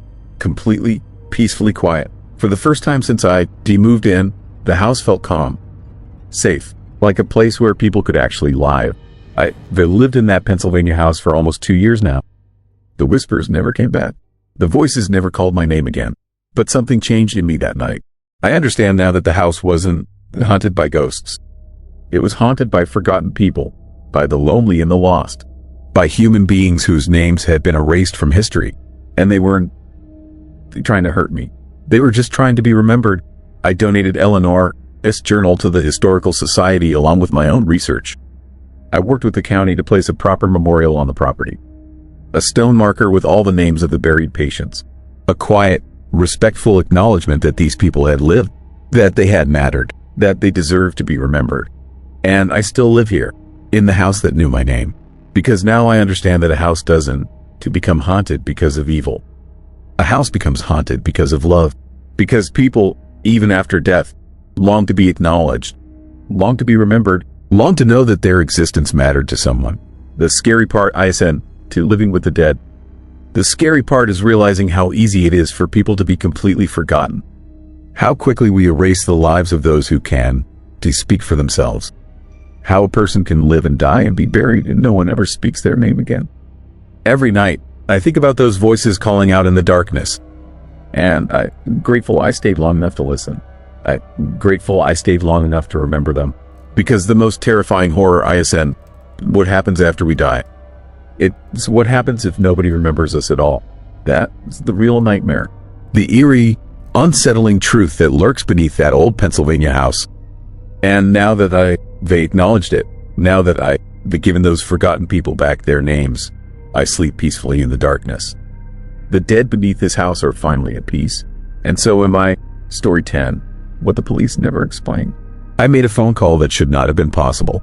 I described events that had not yet happened. And then I watched every single one of those events unfold exactly as I had spoken them into the darkness. This is the call that the Pennsylvania State Police sealed away. This is the testimony they refused to acknowledge. This is what I have been living with for 3 years, and I cannot stay silent anymore. My name is Michael. I am 46 years old, and I work as a contractor fixing houses across western Pennsylvania. I am not a dramatic person. I do not exaggerate. I do not believe in the supernatural or unexplained phenomena. I am the kind of guy who fixes problems with his hands and his tools. But what happened to me in that old farmhouse near Bentleyville cannot be explained by anything rational or reasonable. It started on an ordinary Tuesday in March. I was working on renovations at a property that had been abandoned for nearly 15 years. The house sat on about 40 acres of land, surrounded by dense forest and old fence lines that were falling apart. The owners had finally decided to restore it and try to sell it. They hired me to assess the damage and begin the work. When I first arrived at the house that morning, something felt wrong. The air was too thick, almost suffocating. The trees seemed to lean toward the property rather than away from it. I told myself I was being paranoid, just reacting to the creepy atmosphere of an old abandoned house. Every contractor has worked in houses like this, but as I spent more time there, the feeling only grew stronger. The house itself was decaying in ways that seemed unnatural. Wallpaper did not just peel. It hung in long, deliberate strips, like something had pulled it down piece by piece. Windows were not simply broken. They were shattered from the inside, the glass pointing outward as if whatever had broken them was trying to escape. The floorboards in certain rooms were warped in patterns that made no sense, twisted into shapes that looked almost purposeful. I spent the first day documenting everything with photographs and measurements. By late afternoon, I was the only person there. The owners had given me a key and told me I could work on my own schedule.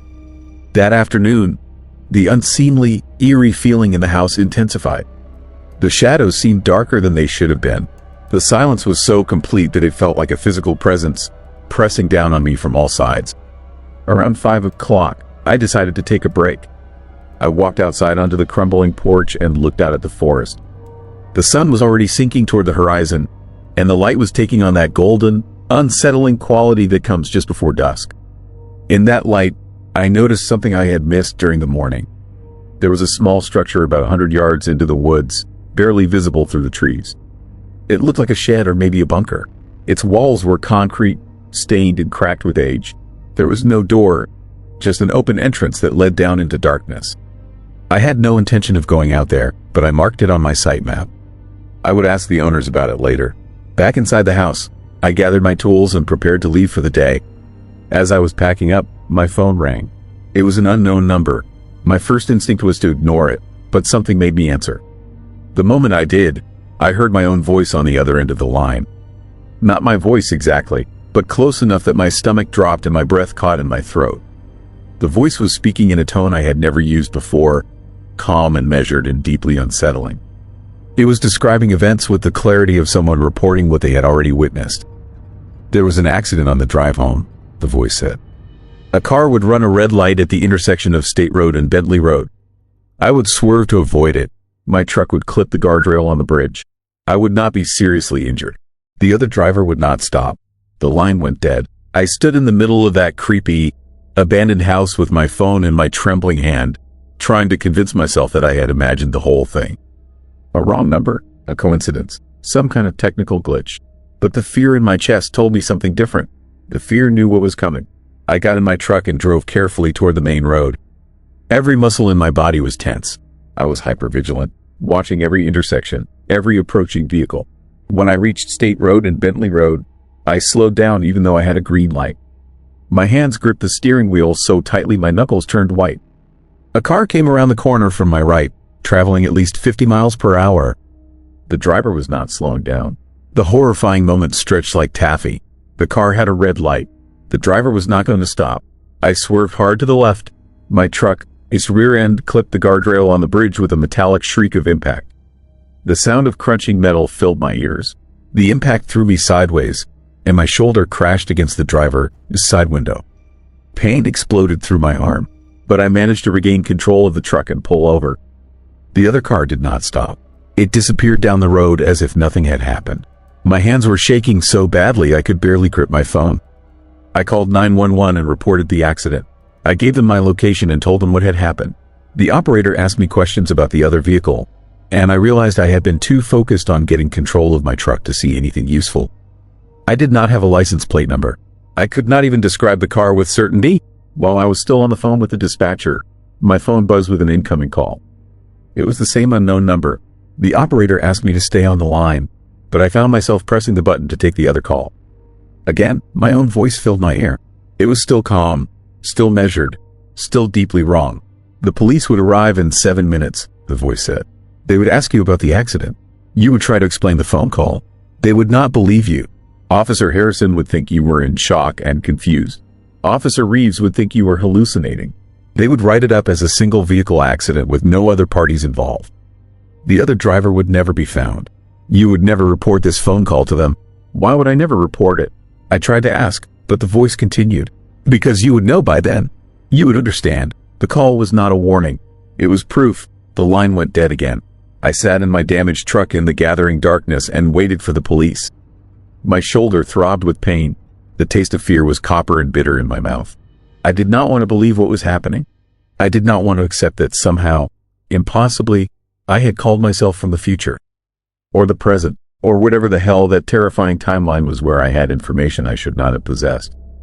The police arrived exactly 7 minutes after the voice told me they would. Officer Harrison was a younger man, maybe in his 30s, with the kind of careful demeanor that suggested he had seen a lot of accidents.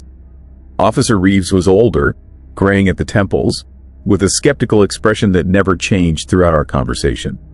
They examined my truck. They looked at the guardrail. They asked me questions about what had happened. I tried to tell them about the phone call. I pulled out my phone and scrolled through my call history. The unknown number was not there. There was no record of the calls at all. Not the first call, not the second call, nothing. It was as if those conversations had never happened in any measurable reality. Officer Harrison suggested that I might be in shock and confused about the sequence of events. Officer Reeves suggested that maybe I had been driving too fast and lost control. They were both polite, but they did not believe me. They filed it as a single vehicle accident, the driver at fault for unsafe operation. There was no hit and run to investigate. There was no other vehicle. There was only me and my damaged truck and a story that no one could verify. I drove home that night in a daze, my shoulders screaming with pain, my mind fracturing under the weight of what I had experienced.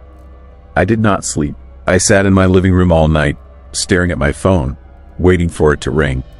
When dawn finally came, I had convinced myself that the whole thing was some kind of stress-induced hallucination brought on by working in that creepy old house. But the next morning, my phone rang again. This time, the voice described a gas leak in my kitchen. It said that I would smell it around 11 o'clock. I would call the gas company. They would arrive at noon. The inspector would find a loose connection under the sink that had been slowly leaking for days. If the leak had continued for another week, I would have filled my house with enough gas to cause an explosion if I had lit a single match or used the stove. I did not go to work that day. I stayed home and waited. At precisely 11 o'clock, I smelled the distinctive rotten egg odor of natural gas in my kitchen. Every hair on my body stood on end. I called the gas company with shaking hands. They sent an inspector who arrived exactly at noon. The loose connection was exactly where the voice said it would be.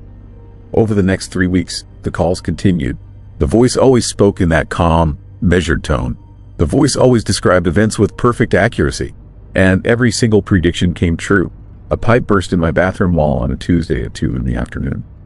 A bird would fly through my bathroom window on a Thursday morning. My boss would call me on Friday to tell me about a job that had been canceled. A woman I had gone to school with would see me at the grocery store and tell me she was moving back to town. Everything unfolded exactly as the voice from my phone described it. I became obsessed with the calls. I started making lists of what the voice predicted. I started researching the voice itself, trying to analyze its tone and cadence to figure out if it was artificial or real. I recorded the calls when I could, but when I played them back, all I heard was dead air and static. The voice was not registering on any recording device. It existed only in my ears, only in my perception. The most terrifying part was that the voice was not malevolent. It was not threatening or hostile. It was almost kind in its way, warning me about dangers before they happened, giving me information that could keep me safe. But that made it worse somehow. The voice was not trying to hurt me. It was trying to help me, and that meant something far more sinister was controlling this impossible timeline. One night, nearly 3 weeks into the calls, I confronted the voice directly. I demanded to know who it was and what it wanted. The voice became silent for a long moment. Then it spoke, and this time it was not describing future events. It was answering my question. "I am you," the voice said. "But I am calling from a different version of this moment. A moment where things have gone wrong. A moment where the decisions you make in the next few days lead to outcomes you cannot imagine. I have been calling you to try to prevent that timeline. I have been trying to save you by describing the small events that lead to the larger catastrophe." The line went dead, but not before I heard something in the background of that call. A sound like screaming, or wind, or both at once. I never called the police about the voice. I did not report it to anyone. I knew they would not believe me. The Pennsylvania State Police had already decided that I was unreliable based on the accident report. They would think I was losing my mind. And maybe I was, Maybe I still am. What terrifies me most is that the calls have stopped. It has been 3 years, and the voice has not spoken to me since that night when it explained what it was. I tell myself that whatever was trying to prevent the catastrophe has succeeded. I tell myself that I am safe because I avoided whatever timeline the voice was trying to warn me about. But I know the truth in my deepest, darkest thoughts. The voice stopped calling because it realized something horrifying. It realized that no matter what events it predicted, no matter what warnings it gave, the outcome was always going to be the same. The larger catastrophe was not something that could be prevented by avoiding a car accident or a gas leak. It was something far more fundamental. It was something that required me to experience the calls themselves in order to set in motion the sequence of events that the voice was trying to prevent. I became trapped in a loop the moment I answered that first call. Every conversation with the voice was another thread binding me to the future it was describing. And by the time it stopped calling, I had already done everything necessary to trigger whatever comes next. The people at the Pennsylvania State Police know this. Officer Harrison and Officer Reeves both know it. That is why the call file was sealed. That is why they refused to do interviews. They understood something about what had happened to me, something that I am only beginning to comprehend. There is a moment coming. I do not know when. I do not know what it is. But I know it is approaching with absolute certainty. I can feel it the way you can feel the electricity in the air before a terrible storm. And I know that when that moment arrives, I will understand exactly why the voice needed to call me. I will understand exactly why it was trying to warn me. And I will understand exactly why those warnings were always going to fail. The most unsettling, chilling truth is this. The voice was not trying to change the future. It was trying to accept it. Every call was a goodbye. Every prediction was a small surrender to something larger and darker and more horrifying than anything I could consciously imagine. The voice was me, reaching back through time, not to save myself, but to prepare myself for what was coming. And I am still waiting. I am still listening. And I am beginning to suspect that the calls may start again very soon. Listen carefully to the voices in your own life. Pay attention to the small eerie moments that do not add up. Notice the times when you seem to know something before it happens. Those are the moments when the barriers between different versions of reality are growing thin. Those are the times when something might be trying to speak to you from a future you cannot prevent. Because that is what happened to me in Pennsylvania. I became a conduit for a message from a timeline that was already written. And now I am terrified that the knowledge I have been given is itself the very thing that will trigger the horrifying future the voice was trying to warn me about. The danger is not the crash. The danger is not the gas leak. The danger is the understanding itself. The danger is knowing what is coming and being powerless to stop it. Pennsylvania is full of quiet places where nothing ever seems wrong, until it is.